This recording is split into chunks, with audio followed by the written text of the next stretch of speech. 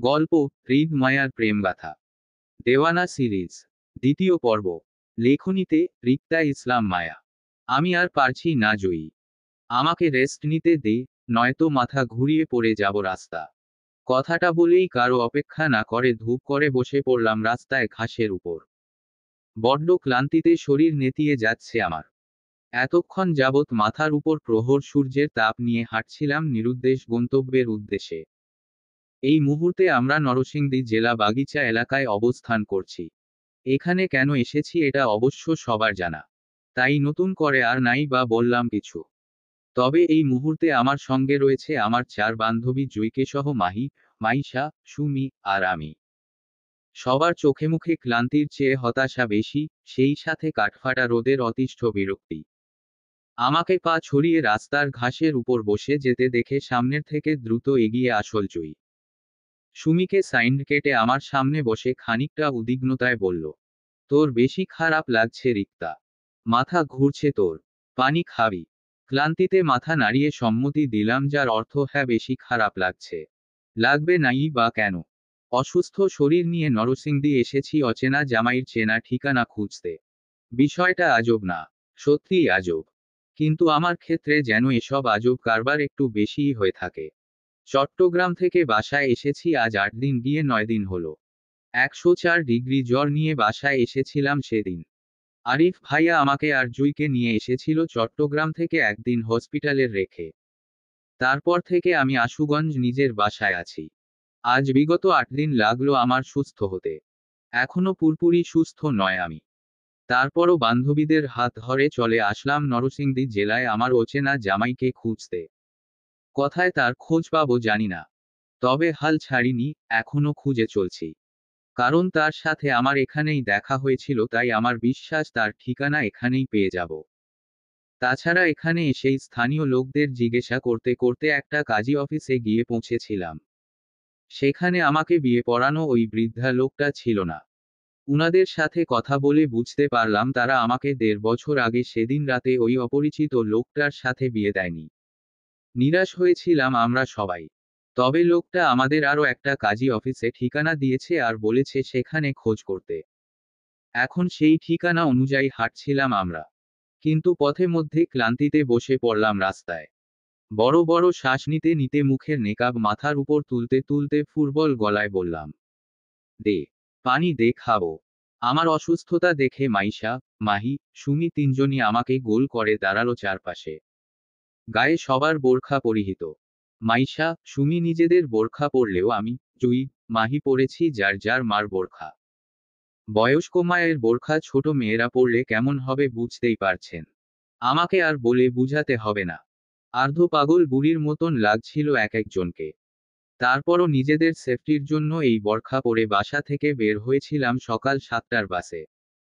আমাদের সবার পরিবার জানে আমরা সবাই সুমিদের বাসায় যাচ্ছি, আর সুমি বাসায় জানে ও আমার বাসায় এসেছে আমাকে দেখতে।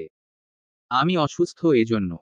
মূল কথা হলো আমরা সবাই যার যার বাসায় মিথ্যা বলে বের হয়েছি নরসিংদীর উদ্দেশ্য। সকাল 7টার বের হয়েছিলাম আর 11টার মধ্যে নরসিংদী বাগিচা এলাকার বাজারে পৌঁছে গেলাম। এখান থেকে কাজীর সন্ধান করে একটা কাজী অফিসে পৌঁছেছিলাম, সেখান থেকে নিরাশ হয়ে অন্য কাজীর ঠিকানা যেতে গিয়ে পথে মধ্যে আটকে বসলাম। কারণ সত্যিই আমার অসুস্থ লাগছে, তাই মনে হচ্ছে গায়ের জ্বর আবার উঠবে। কিন্তু এই মুহূর্তে আমি গায়ের জ্বর থেকে মনের অসুস্থতা একটু বেশি অনুভব করছি। আর তার কারণ হলো আমার ওই অচেনা স্বামীকে নিয়ে। লোকটাকে যত খুঁজতে যাচ্ছি ততই যেন তাকে হারিয়ে ফেলছি। কোনো মতেই যেন লোকটার নাগাল আমি পাচ্ছি না হাত বাড়িয়েও। এতে যেন আমার মনে অস্থিরতা কাজ করছে আরও বেশি লোকটার সন্ধান পাওয়ার জন্য। জানি না এই ঠিকানার গিয়েও যদি লোকটার খোঁজ না পায় তাহলে কি হবে। আমার মনের অস্থিরতাটাও কাউকে বলতে পারছিলাম না। কারণ আমি যাদের বলবো ওরা সবাই আমার উপর ক্ষেপে যাবে স্বামী নামক লোকটার জন্য অস্থিরতার কথা শুনলে। কিন্তু আমি কি করব? ওদের আমার সামনে বারবার রিক্তার জামাই, রিক্তার জামাই নিয়ে আলোচনা করতে করতে এখন ওই লোকটাকে আমি সত্যিই মিস করছি। আমার মনে হচ্ছে আমি বড় ভুল করে ফেলেছি। আমার উচিত হয়নি সেদিন অচেতন স্বামীকে বিছানায় ফেলে পালিয়ে আসাটা। একটু অপেক্ষা করতাম লোকটার জাগ্রত হওয়ার জন্য, তাহলে হয়তো আজকে এই দিনটা দেখতে হতো না আমায়। আমার মন বিচলিতের দীর্ঘ নিঃশ্বাস ফেলতেই জুই হাফ লিটার পানির বোতলটা আমার দিকে এগিয়ে দিল। আমি বোতলটা উপরে তুলে ঢগর করে অনেকটা পানি খেয়ে নিলাম। মাইশা নিজের হাতে দ্বিতীয় কাজী অফিসের ঠিকানাটায় চোখ বুলিয়ে আশেপাশে তাকিয়ে বিরক্তি নিয়ে বলল, বাল, এই মধ্য দুপুরে কই জামু অচেনা এলাকায়? শালার কাজী বাড়ি খুঁজতে। ধূর, সন্ধ্যার আগে আগে যদি বাসায় না পৌঁছায় তাহলে সবাই ধরা খেয়ে যাব। ধরা খাওয়া যাবে না। দুলাভাই খোঁজার মিশন এখনো অল্প হয় নাই। তাই এত তাড়াতাড়ি গল্প শেষ হলে চলবে না, এই ঋতু শরীরে একটু জোর লাগাত বইন। এই তো একটু সামনে বাজার দেখা যাচ্ছে, ওখান থেকে কারো কাছে এই অ্যাড্রেসটা জিজ্ঞেসা করে রিক্সা নিয়ে যাব সোজা তোকে বিয়ে দেওয়া সেই কাজী বাড়িতে। বেশি লেট হবে না, জাস্ট একটু কষ্ট করা লাগবে। যেতে পারবি। মাইশার যুক্তিতে কেউ বাধা দিল না, কারণ মাইশার কথাগুলো আসলেও সত্যি। এখানে বসে থাকা মানেই নিজেদের কাজে দেরি করা। আমি বলে অসুস্থ শরীর নিয়ে উঠে দাঁড়াতেই জুই আর মাহি দুজন আমাকে দুই দিক থেকে ধরল। তারপর যতটা পারি দ্রুত হেঁটে একটা অটোরিকশা নিয়ে চললাম 5 জন কাজী অফিসের উদ্দেশ্য। ভাগ্য ভালো থাকায় সেই অটোরিকশাওয়ালা মামা চিনত আমাদের দেওয়া কাজী অফিসের ঠিকানাটা। প্রায় 20 মিনিটের পথ পাড়ি দিয়ে পৌঁছালাম ছোটখাটো একটা কাজী অফিসের সামনে। দেখতে মোটামুটি ভালোই ছিল। আমরা সবাই অটোরিকশার ভাড়া মিটিয়ে কাজী অফিসের সামনে দাঁড়াতেই অতি উৎসাহের সহিত মাহি পাশ থেকে আমার হাত চেপে ধরে বলল, ঋতু, দেখতো এটাই কি সেই কাজী অফিস যেখানে তোর বিয়ে হয়েছিল? আমি গোল গোল চোখে আশপাশটা ভালো করে দেখেও কিছুই চিনতে পারলাম না। চিনব কিভাবে? 1.5 বছর আগে রাতে এসেছিলাম এইখানে। তাই দিনের আলোয় সবকিছু বুঝা মুশকিল। তাই আমি ধীর গলায় বললাম, কিছু বুঝতে পারছি না তো এই অফিসটায় কিনা। আমার কথায় জুই বলল, আচ্ছা চল ভিতরে গিয়ে দেখি কি অবস্থা। তৎক্ষণাৎ উত্তর করল মাহি, চল, চল। পরপর 5 বান্ধবী মিলে কাজী অফিসে ঢুকতে দেখলাম একটা হালকা পাতলা গঠনের লোক সাদা কাবলি পরে টেবিলে উপরে মোবাইল রেখে চেয়ারে বসে মনোযোগ সহকারে ওয়াজ শুনছে। একত্রে আমাদের 5 বান্ধবীকে ঢুকতে দেখে চমকে উঠে থতমত খেয়ে যান তিনি। ছোটখাটো রুমের কাজী অফিসটা পুরো খালি। বুঝাই যাচ্ছে আজ তাদের কোনো কাজ নেই। হয়তো আজ কোনো বিয়ের ফাংশন হাতে ছিল না, তাই অফিসে অবসর সময় পার করছে ফোন চালিয়ে তিনি। আমাদের 5 বান্ধবীকে দেখে অভিনবে দ্রুত ফোন বন্ধ করে পাশে রেখে আমাদের দিকে তাকিয়ে সালাম দিয়ে প্রথমে জিজ্ঞাসা করলেন, আসসালামু আলাইকুম। জি, আপনার কি বিয়ে করানোর কাজে এসেছেন নাকি তালাকের পরামর্শে? জোরতায় আমরা একে অপরের মুখ চাওয়াচাওয়ি করলাম।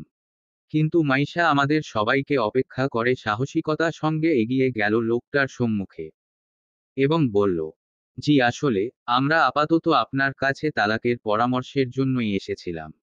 আসলে আপনাদের এখান থেকে 1.5 বছর আগে 2017 সালে নভেম্বরের 3 তারিখে আমার এক কাজিন বোনের বিয়ে হয়েছিল। এখন ওরা ছাড়াছাড়ি চায়, কিন্তু আমার বোনের কাছে কাবিননামার কোনো কপি নেই। সেজন্য আপনাদের কাছে টাকা দিয়ে পাঠিয়েছে আমাদের কাবিননামার একটা কপির নেওয়ার জন্য। আপনি প্লিজ একটু কষ্ট করে 2017 সালের নভেম্বরের 3 তারিখের বিয়ের তালিকাটা চেক করে আমাদের সেই কাবিননামাটা একটু দিবেন প্লিজ। কাজী লোকটা বাঁকা চোখে আমাদের দিকে তাকালেন। হয়তো মাইশার কথা একটু বিশ্বাস করেছে এজন্য। লোকটা চেয়ার ছেড়ে উঠে দাঁড়ালো, আমাদের বসতে বলে পাশে রুমে গেল আর 5 মিনিট পর ফিরে এলো মোটাতাজা একটা রেজিস্ট্রার বিয়ে খাতা নিয়ে। আমাদের সবার চোখে মুখে তখন আশার আলো মতো ঝলঝল করছিল খাতাটা দেখে। লোকটা আমাদের সামনে খাতা খুলে বসতে বসতে বলল, যার কাবিননামা লাগবে সেই কন্যার নাম কি? ঝটপট উত্তর করল মাহি, জি, রিক্তা ইসলাম মায়া।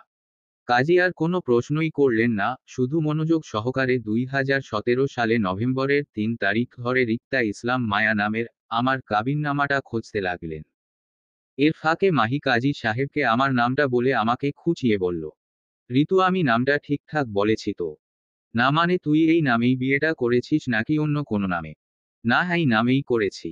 তার মানে আমি তোর নামটা ঠিকঠাক বলেছি তাই তো? হম। আরে বাহ, দারুণ তো। আন্দাজে বকা মেরে ফেললাম। মাহির কথার অর্থ না বুঝে কপাল কুঁচকে তাকাতেই মাহি ফের বলল, ও আচ্ছা, ভালো কথা। ঋতু, দেখতো এই লোকটাই কি ছিল সেদিন রাতে তোকে বিয়ে দেওয়া কাজীটা?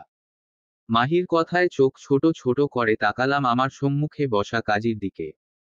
১.৫ বছর আগে স্বামীর চেহারাটায় মনে রাখতে পারিনি, সেখানে বিয়ে পড়ানোর কাজীর চেহারাটা কিভাবে মনে রাখব। তারপরও আমার যতটুকু স্মরণ আছে, সেদিন রাতে আমাদের বিয়েটা দিয়েছিল একটা মোটাতাজা বেশ বয়স্ক, লাল দাড়িওয়া বৃদ্ধা লোক উনার নিজের বাড়িতে, কোথায় কাজী অফিসে নয়। আমি অসম্মতি দিয়ে বলল, না ইনি সেই কাজী নন। আমাকে যে বিয়ে দিয়েছিল সেই লোকটা অনেক বয়স্ক বৃদ্ধা লোক ছিল। আমার কথায় মুহূর্তে চুপ করে যায় মাহি। খানিকটা ভেবে বলল, আমার মনে হয় এই লোকটা ওই বৃদ্ধা কাজীর ছেলে হবে। আমি এবারও অসম্মতি দিয়ে বললাম, না এই লোকটা বৃদ্ধা কাজীর ছেলে নয়। কারণ আমাকে বিয়ে দেওয়া বৃদ্ধা কাজীর একটাই ছেলে ছিল, যে সেদিন আমাদের উপকার করেছিল নিজের বাসায় আশ্রয় দিয়ে। সেই লোকটা এই লোক নয়। মাহি এবার নড়েচড়ে বসল। চোখে মুখে হতাশা দেখা গেল ওর। খানিকটা দ্বিধা নিয়ে বলল, তাহলে আমার মনে হয় এই লোকটা এই অফিসের স্টাফ হবে। মাহির কথায় ভরসা পাচ্ছিলাম না আমি। তারপরও ছোট করে উত্তরে বললাম, হবে হয়তো। থমথমে পরিবেশে আমরা সবাই কাজী লোকটার দিকে তাকিয়ে আছি, যে কিনা একের পর এক পৃষ্ঠা উল্টিয়ে আমার কাবিননামা খোঁজে চলছে। উনার পৃষ্ঠা উল্টানো দেখে বুঝলাম উনি ইতিমধ্যে কয়েকবার করে রেজিস্ট্রি খাতা ঘাঁটিয়ে ফেলেছে আমার কাবিননামাটা খুঁজতে। অবশেষে তিনি রেজিস্ট্রার খাতা বন্ধ করে আমাদের দিকে তাকিয়ে বলল, দুঃখিত জনাবারা, 2017 সালের নভেম্বরের 3 তারিখের কোনো কাবিননামা নেই এখানে। কারণ এই তারিখের আমাদের কাজী অফিস খোলাই হয়নি। আমি এখানে নতুন স্টাফ, তাই একটু খাতাটা চেক করে নিলাম। কারণ আমাদের এই কাজী অফিসটা প্রতিষ্ঠিত হয়েছে আজ থেকে বিগত 1 বছর 5 মাস আগে। মানে বরাবর 2018 জানুয়ারি মাসে খোলা। আপনারা 2017 সালের নভেম্বরের 3 তারিখের কাবিননামা খুঁজছেন। তার মানে এই অফিস প্রতিষ্ঠিত হওয়ার আরও 2 মাস আগে আপনার বোনের বিয়ে হয়েছিল। এর মানে আপনারা ভুল ঠিকানায় এসেছেন।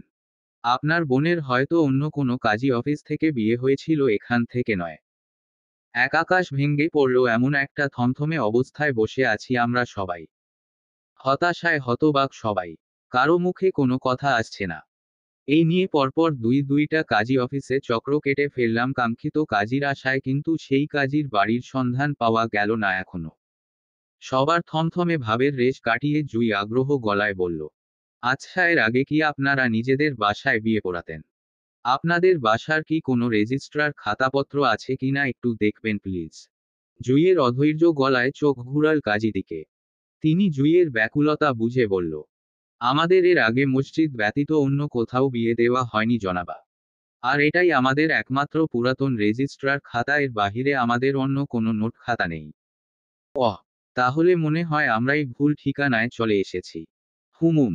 এক গুমোট হতাশা চেয়ে গেল সবার মাঝে, আমাদের নিরাশা যেন চারপাশ থেকে ঘিরা। জুই চুপ হয়ে যেতেই মাইশা বলল, আচ্ছা এই কাজী অফিসের বাহিরে কি আর কোনো কাজী অফিস আছে আশেপাশে? আছে। এই এলাকার পশ্চিম দিগন্তে সৈয়দ কাজীর অফিস আছে। আপনারা সেখানে খোঁজ করে দেখতে পারেন। আমরা সেখান থেকেই এসেছি মাত্র। ওরাই আমাদের এখানের অফিসের ঠিকানা দিয়েছে। ওদের কাছেও আমাদের কাঙ্ক্ষিত কাবিননামা পাইনি। তাহলে দুঃখিত জনাবা, আর কোনো কাজী অফিস নেই এই এলাকায়। আপাতত এই দুটোই আছে। আপনারা হয়তো ভুল এলাকায় এসেছেন মনে হয়। একরাশ হতাশা নিয়ে উঠতে চাইল সবাই। কিন্তু আমি উঠলাম না। কারণ আমাকে যে ওই দিন রাতে বিয়ে দিয়েছিল ওই কাজীর নামটা না জানলেও উনার ছেলে হাফেজ সাহেবের নামটা ঠিকই মনে আছে আমার।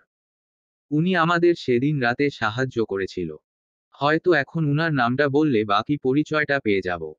তাই আমি প্রশ্ন করে বললাম, আচ্ছা আপনি হাফেজ সাহেব নামে কাউকে চিনেন এই এলাকার? আমরা কথায় সবাই উঠতে গিয়ে উঠল না। বরং কৌতূহল চোখ ঘুরাল আমার দিকে। কাজী সাহেব আমার প্রশ্নে তিনিও একটা প্রশ্ন করল আমাকে। কোন হাফেজ সাহেবে কথা বলছেন আপনি? কোন পাড়ার হাফেজ? কোন পাড়ার উনি আপাতত সেটা বলতে পারবো না।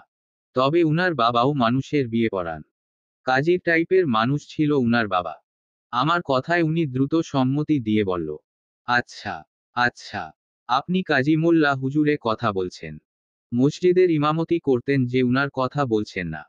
সঠিক জানি না এই লোকটাই কিনা। তারপরও শেষ আশা মনে করে সম্মতি দিয়ে বললাম, জি উনি। উনার বাসার অ্যাড্রেসটা দেওয়া যাবে? জি অবশ্য। আমি এক্ষুনি অ্যাড্রেসটা লিখে দিচ্ছি। তবে এখান থেকে বেশ দূরে নয় হুজুরের বাড়ি। 5 মিনিটের পথ গেলেই সামনে পেয়ে যাবেন হুজুরের বাড়ি। জি আচ্ছা, ধন্যবাদ। লোকটা থেকে কাগজের টুকরাটা হাতে নিয়ে উঠে দাঁড়ালাম। আমার সাথে সাথে বাকিরাও উঠে দাঁড়ালো। সবার চোখে মুখে কৌতূহলের তীক্ষ্ণতা। হয়তো জানতে চাচ্ছে আমি কাজীর নামটা এতক্ষণ যাবৎ ওদেরকে কেন বললাম না। আসলে নামটা আমার নিজেরও স্মরণে ছিল না। আন্দাজে ডিল মারলাম আর কি। এবার আন্দাজ করাটা সত্যি কিনা সেটা লোকটার বাড়িতে গিয়ে বুঝতে পারবো। অনেক চেষ্টায় অবশেষে সফল হলাম আমরা। আমাকে বিয়ে দেওয়া সেই কাজী বাড়িতে পৌঁছাতে সক্ষম হলাম। এই মুহূর্তে আমরা সবাই দাঁড়িয়ে আছি সেই হাফিজ সাহেবের বাড়িতে। এই বাড়ি থেকেই আমার বিয়ে হয়েছিল 1.5 বছর আগে সেই অপরিচিত লোকটার সাথে। অবশেষে স্বামী নামক লোকটার পরিচয় পেতে যাচ্ছি বলে বুকের ভিতর অজানা একটা অস্থিরতা কাজ করছে। বুকটা ধুকধুক করছে ক্ষণে ক্ষণে। আমরা হাফিজ সাহেবের বাড়ির উঠানে দাঁড়িয়ে আছি। আমাদের ঠিক সামনে দাঁড়িয়ে আছে সুমন নামক হাফেজ সাহেব বড় ছেলে। এই ছেলেকে আমি আমার বিয়ের রাতে একটু করে দেখেছিলাম হাফেজ সাহেব আর দাদা কাজী মোল্লার পিছনে দাঁড়িয়ে থাকতে। ছেলেটার চেহারাটা মনে ছিল না, তবে এখানে এসে ছেলের কথায় একটু আর্ধটু মনে করতে পারছি। এই মুহূর্তে শুরু যে আমার মনে টানটান উত্তেজনা কাজ করছে এমনটা নয়। বর্তমান সবার মাঝেই আমার মতো উত্তেজনা কাজ করছে। আর সেই উত্তেজনা থেকেই সুমন নামক ছেলেটি আমাদের কাছে আসতেই প্রথম প্রশ্নটা করল, মাহি, আমরা অনেক দূর থেকে হাফেজ সাহেবের কাছে এসেছি ভাইয়া। উনি কি বাসায় আছে? বোখরা পরিহিত আমাদের 5 কন্যাকে এক পলক চোখ বুলাল ছেলেটি। এতগুলো মেয়ের সাথে একত্রে কথা বলতে বেশ ইতস্তত ও দেখালো তাকে। এজন্য আমাদের থেকে চোখ সরিয়ে তাকালো মাহির দিকে। বিনীত সহিত বলল, জি না, আব্বু নরসিংদীতে নেই। উনি রাজশাহীতে আছে আজ বিগত 2 মাস ধরে। সুমি ছট করে প্রশ্ন করে বলল, উনি ওইখানে কি করেন? কবে আসবেন? জি, ওইখানে আমাদের আম বাগানের দেখাশোনা করেন আব্বা। তবে কবে আসবে বলতে পারছি না। ছেলেটির কথায় জুই বলল, আসলে আমরা অনেক বিপদে পড়ে আপনার বাবার কাছে এসেছিলাম সাহায্যের জন্য। আপনার বাবা আমার ছোট বোনের বিয়ে দিয়েছিল 1.5 বছর আগে আপনাদের বাড়িতে, এজন্য উনার সাথে জরুরি ভিত্তিতে দেখা করতে চায়। আমরা। জুইয়ের কথায় হালকা কপাল কুঁচকাল ছেলেটি। তীক্ষ্ণ দৃষ্টিতে আমাদের সবাইকে এক পলক দেখে বলল, বিয়ে পড়ানোর কাজ তো আমার আব্বা করতো না দাদা করতো। আপনার বোনের বিয়ে যদি আমাদের বাড়ি থেকে হয়ে থাকে, তাহলে সেটা আমার দাদাভাই দিয়েছিলেন, হয়তো আমার আব্বা না। ছেলেটির কথায় তৎক্ষণাৎ আমার স্বর্ণাভে আসল সেই বৃদ্ধা কাজী সাহেবের কথা। হ্যাঁ, উনি আমাদের বিয়ে দিয়েছিলেন, উনার ছেলে নয়। তাই আমি ঝটপট উত্তরে বললাম, হ্যাঁ আপনার আব্বা নয়, আপনার দাদাই ছিলেন আমাদের বিয়ে দেওয়া কাজী সাহেব। উনি কোথায়? উনাকে ডাকুন একটু প্লিজ। বিষণ্ণয়ে ছেলেটি আমার দিকে চমকে তাকালো। আমার হুটহাট কথায় যেন ছেলেটি চমকে গেল। আমার বান্ধবীরাও চমকিয়েছে একটু। আমি এমন ভাবে নিজের বিয়ের বিষয়টা ফাঁস করে দিব ওরা হয়তো ভাবেনি। কারণ এখানে আসার আগে আমাদের কথায় ছিল কেউ যেন ভুলেও না বলে আমি সেই পাত্রী যার কাবিননামা তোড়জোড় করে খোঁজে চলছি আমরা। এই ওয়াদা কেউ ভঙ্গ করেনি, বরং আমি উত্তেজনায় মুখ ফসকে বলে ফেললাম। আমার হুটহাট এই মুখ স্লিপ করার বিষয়টির জন্য না জানি কোনোদিন বড় ধরনের বিপদে সম্মোহনী হয় আমি, আল্লাহ জানে। আমার বান্ধবীদের কড়া দৃষ্টি এড়াতে আমি ছেলেটির দিকে তাকালাম। ছেলেটি বিষণ্ণ কাটিয়ে বলল, আমার দাদা বেঁচে নেই। উনি আগুনে পুড়ে মারা গেছে আজ বিগত 1 বছর 4 মাস হয়েছে। সেই থেকেই দাদার কাজী অফিসটা বন্ধ। সুমন নামক ছেলেটির কথায় মাথা চক্কর দিয়ে উঠল সবার। তৎক্ষণাৎ হতাশা ঘোর চোখে মুখে ফুটে উঠল। এত কষ্ট করেও কি অবশেষে অচেনা লোকটার পরিচয় পাব না? এই কাজী সাহেবই তো চিনতেন আমার স্বামী নামক লোকটাকে। এখন তিনি মারা গেছেন, এবার কিভাবে পৌঁছাব ওই লোকটা অবধি? হতাশ যখন আমার গলা ধরে আসছিল কষ্টে, তখন মাইশা আশার আলো জ্বালিয়ে দ্রুত প্রশ্ন করল ছেলেটাকে, বলল, আপনার দাদা বেঁচে নেই, কিন্তু উনার কাজী অফিসের কাগজপত্র তো এখনো রয়েছে তাই না? ওখানে নিশ্চয়ই বিয়ের পুরাতন রেজিস্ট্রার খাতাগুলো আছে। আসলে আমাদের 2017 সালের নভেম্বরের 3 তারিখের বিয়ে পড়ানো সকল লিস্টাগুলো লাগবে। এই তারিখে আপনাদের বাড়িতে রিক্তা ইসলাম মায়া নামক একটা মেয়ের বিয়ে দিয়েছিল আপনার দাদা। এই মেয়েটিই আমার বান্ধবী ওহামাকে দেখিয়ে। ওর কাবিননামাটা আমাদের চায়। আপনি কি একটু কষ্ট করে আপনার দাদার অফিসের পুরাতন রেজিস্ট্রার খাতা ঘেঁটে আমাদের সেই কাবিননামার একটা ছবি দিতে পারবেন? আসলে আমরা অনেক আশায় এসেছিলাম এখানে। প্লিজ আমাদের আশা ভাঙবেন না। কষ্ট করে আমাদের একটু সাহায্য করুন না, রিক্তা ইসলাম মায়া নামক কাবিননামার খোঁজে দিয়ে। প্লিজ। মাইশার সহজ কথায় যেন এক আকাশ সমান চমকে উঠল ছেলেটি। মাইশার কথা শেষ হতে না হতেই তুমুল গতিতে আমার দিকে তাকিয়ে বলল, আপনি সেই মেয়ে যার উদ্দেশ্য কিছুদিন আগে কিছু লোক এসেছিল আমাদের বাড়িতে। তারাও আপনাদের মতো করে একই তারিখের কাবিননামার কাগজটার খোঁজ করছিল। উনি সম্ভব আপনার স্বামী হবেন, আবার নাও হতে পারে, কারণ লোকটার সাথে আরো দুজন মানুষ ছিল একই কালো পোশাক পরিহিত, তাই ঠিকঠাক বলতে পারছিলাম না কোন লোকটা আপনার স্বামী হবে। ছেলেটির কথায় এবার আমাদের মাথায় আকাশ ভাঙল। সর্বনাশ, সেই অচেনা লোকটা আমার খোঁজ করছে। কিন্তু কেন? আমাকে দিয়ে তার কি প্রয়োজন? নিশ্চয়ই খারাপ কোনো মতলব হতে পারে। ভয় আমার কলিজা শুকিয়ে কাট। সেই সাথে তুমুল উত্তেজনা দেখালো আমার একজন বান্ধবীদের ফেসে। ওরা একে একে ছেলেটির প্রশ্ন করতে লাগলো। প্রথমে মাহি বলল, আপনি কি উনাদের কাবিননামা কাগজটা দিয়ে দিয়েছেন? না, দেয়নি। কারণ? ছেলেটিকে বলতে না দিয়ে তাড়াহুড়ো সুমি বলল, ভেরি গুড, দেননি। যান, কাবিননামা কাগজটি আমাদের জন্য নিয়ে আসুন। যান, যান। আমাকে দেখিয়ে ছেলেটি বলল, উনার কাবিননামার কাগজটি আমার কাছে নেই। সেটা তো। আবারও ছেলেটিকে বলতে না দিয়ে মাইশা বলল, নেই মানে? কাবিননামা কাগজ দিয়ে আপনার কি করেছেন? কাজী অফিসে না বিয়ের কাবিননামার একটা কাগজ থাকে, তাহলে আপনাদের কাছে থাকবে না কেন বলুন? সবার এত এত প্রশ্নে ছেলেটি এবার বেশ বিরক্ত হয়ে বলল, প্লিজ আমাকে বলতে তো দিন। আপনারা সবাই এত প্রশ্ন করলে আমি উত্তর দিব কিভাবে? জুই সবাইকে থামিয়ে দিয়ে শান্ত কণ্ঠে বলল, আপনি বলুন ভাইয়া, আমরা আপনার কথা শুনছি। দীর্ঘ নিঃশ্বাস ফেলে ছেলেটি বলতে লাগলো, আসলে দাদার অফিসের ইলেকট্রিক শর্ট সার্কিটে হঠাৎ করে একদিন আগুন লেগে যায়। সেই আগুনে আমার দাদাভাই সহ অফিসের সবকিছু পুড়ে ছাই হয়ে যায়। কিছুই বাঁচাতে পারিনি। এজন্য মূলত আপনাদের এই মুহূর্তে সাহায্য করতে পারছি না। কারণ আমাদের কাছে কিছুই নেই। এই একই কথা আমি সেদিন ওই লোকগুলোকেও বলেছিলাম। 3টা লোক এসেছিল। আর আমাকে আপনার বিয়ের কাবিননামাটা দিতে বলেছিল। আমি কাবিননামাটা দিতে না পারায় আপনার তথ্য চাচ্ছিল আমার কাছে। আপনি আমাদের পরিচিত কেউ হন কিনা, বা আপনি কখনো কাবিননামা খোঁজে এখানে এসেছেন কিনা কাউকে নিয়ে এসব। আমি না করেছিলাম সেদিন, কারণ আপনি কখনোই আসেননি এতদিন। কিন্তু আজ আপনি আসবেন আমি ভাবতেও পারিনি। এমনটা জানলে আমি তাদের নাম্বার রেখে দিতাম। কল করে বলতাম আপনারা এখানে এসেছেন। আসলে আমি যতদূর বুঝলাম ওরাও আপনায় খুঁজছে। আপনারাও তাদের খুঁজছে, কিন্তু কেউ কারো খোঁজ পাচ্ছেন না। ছেলেটির কথায় জুই বলল, আপনার কাছে উনাদের কোনো তথ্য আছে? উনারা কোথাকার মানুষ? নাম কি তাদের? এমন কোনো তথ্য আছে আপনার কাছে? দিতে পারবেন?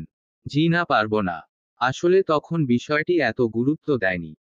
লোকগুলো আমাকে যা প্রশ্ন করেছিল আমি সেই প্রশ্নের ঠিক ঠিক উত্তর করেছিলাম শুধু। তাছাড়া সবার মুখে মাস্ক পরা ছিল, তাই কাউকে চেনার উপায় ছিল না আমার। তবে উনাদের কথায় বুঝলাম ওরা ঢাকার মানুষ হবে। হয়তো কারো পাঠানো লোক হবেন। পোশাকে তেমনই মনে হয়েছিল আমার কাছে। হতাশার উপর হতাশা হচ্ছিলাম আমরা সবাই।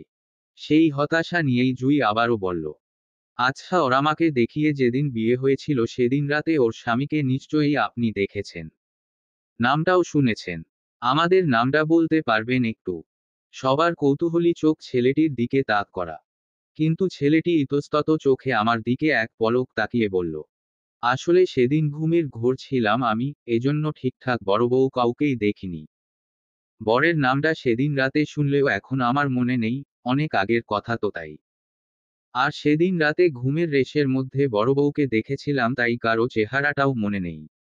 সকালে উঠে আমি কাউকে দেখতে পাইনি। মেয়ে নাকি রাতেই স্বামীকে রেখে পালিয়ে গিয়েছিল এমনটা শুনেছিলাম আব্বা মুখে। বাকিটা আমার আব্বা বলতে পারবে ভালো। তিনিই আপনার বোনকে আমাদের বাসায় এনেছিল। জুই আবার প্রশ্ন করে বলল, আপনার বাবা নিশ্চয়ই ওই ছেলেকে চিনবে, রাইট? জি আব্বা, চিনে উনার স্বামীকে। আব্বা মুখে শুনেছিলাম উনার আমাকে দেখিয়ে স্বামী নাকি অনেক বড় মাপের একজন লোক। উনাকে নাকি সবাই এক নামে চিনে। আবার সবাই ভয়ও পায় নাকি? তাড়াহুড়োয় সুমি প্রশ্ন করে বলল, কেন ভয় পায় কেন? উনি কি সন্ত্রাস টাইপের লোক নাকি? সুমির প্রশ্নে ছেলেটি আমার দিকে তাকালো। ইতস্ততায় বলল, হবে হয়তো। আমি সঠিক জানি না। আব্বা জানে। জুই বলল, আচ্ছা আপনার আব্বা আসবে কবে বলতে পারেন? জি আমার আব্বা এখন আসবে না। এখন আমের সিজন। এই সিজনের আম বিক্রি করে আব্বা রাজশাহী থেকে বাড়িতে আসবেন, এর আগে না। আরো মাস 2-1-এর ব্যাপার। দরজা ঠেলে হৃদের অফিসে প্রবেশ করল আসিফ। হাতে এক টুকরো কাগজে নাম্বার লেখা। হৃদ অফিসিয়াল গ্যাটআপে ল্যাপটপের সামনে বসা। আসিফকে কক্ষে প্রবেশ করতে দেখেও চোখ উঁচিয়ে তাকালো না পর্যন্ত। মনোযোগ সব ল্যাপটপে টাইপিং করা নিয়ে। আসিফ হৃদের মনোযোগ বুঝে খানিকটা দ্বিধা করল কিছু বলতে। কয়েক সেকেন্ড সময় নিয়ে হৃদের দৃষ্টি আকর্ষণ করতে হাতের এক টুকরো কাগজটা টেবিলের উপর রেখে হৃদের দিকে বাড়িয়ে দিতে দিতে ইতস্তত গলায় বলল, ভাই কোনো কাজ হয়নি। নরসিংদীতে আমাদের লোক পাঠিয়েছিলাম কয়েকদিন আগে। তারা খোঁজ চালিয়েও ভাবির কোনো তথ্য জোগাড় করতে পারেনি। কারণ কাজীসহ উনার অফিসের সবকিছু আগুনে পুড়ে ছাই হয়ে গেছে আরও 1.5 বছর আগেই। তাই আপনাদের বিয়ের কাবিননামাটাও পাওয়া যায়নি।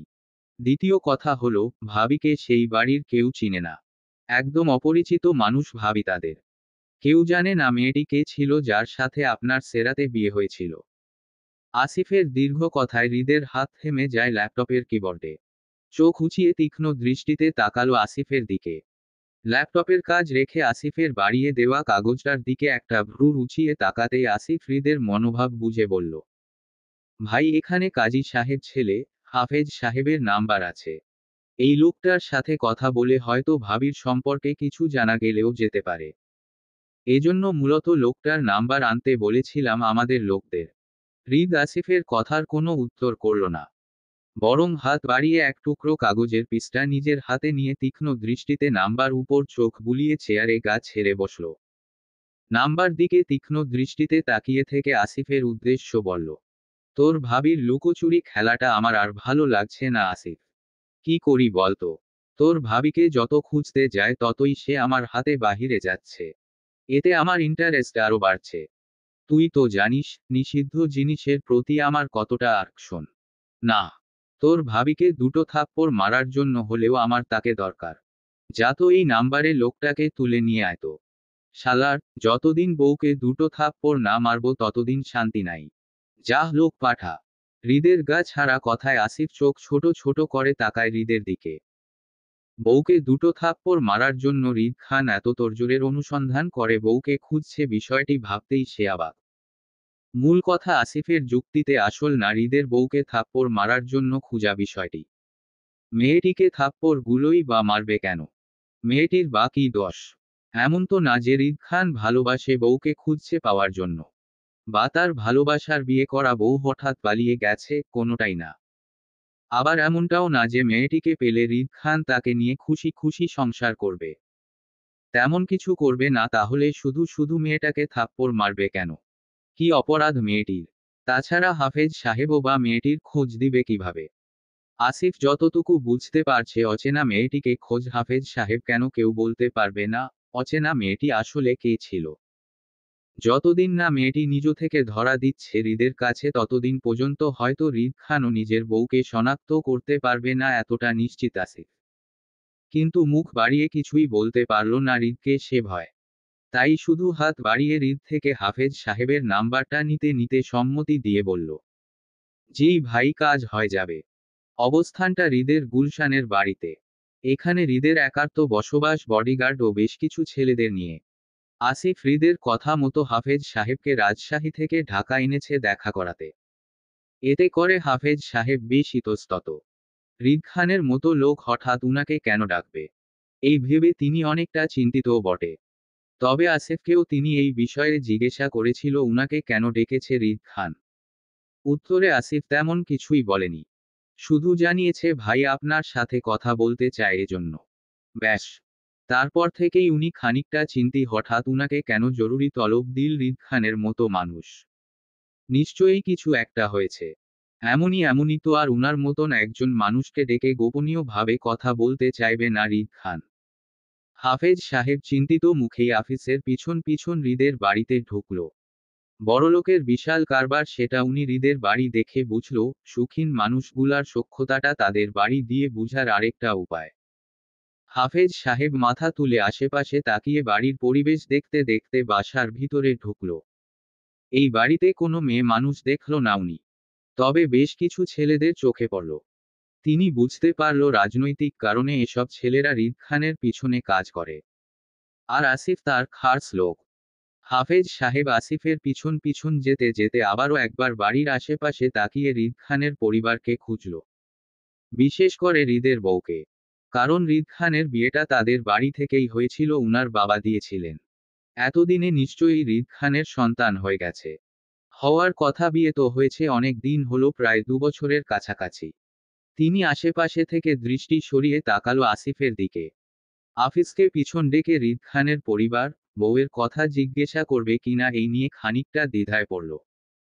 নেতাদের বউয়ের কথা জিজ্ঞাসা করলে যদি তারা রেগে যায় এই ভয়ে চুপ হয়ে গেলেন তিনি। শুধু আসিফকে অনুসরণ করে ড্রয়িং রুম অবধি গেল। সেখানেও বেশ কিছু ছেলেরা বসে আছে, হাতে পেপার কালেকশন নিয়ে, হয়তো কিছুর তথ্য জোগাড় করছে তারা। আসিফকে দেখতে পেয়ে তারা সালাম দিল। আসিফ সালামের উত্তর দিয়ে তাদেরকে বাহিরে যেতে বলে হাফেজ সাহেবকে একা ড্রয়িং রুমে বসিয়ে দিয়ে গেল সিঁড়ি ধরে দুতলা হৃদের রুমে। হালকা চাপানো দরজাটা টেলে রুমে প্রবেশ করতেই দেখল হৃদ সোফায় বসে ল্যাপটপে কি যেন টাইপিং করছে, কানে ব্লুটুথ লাগিয়ে কথা বলতে বলতে। আসিফ রুমে প্রবেশ করে চুপচাপ গিয়ে একপাশে দাঁড়িয়ে রইল যতক্ষণ না পর্যন্ত হৃদের ফোন আলাপ শেষ হচ্ছে ততক্ষণ।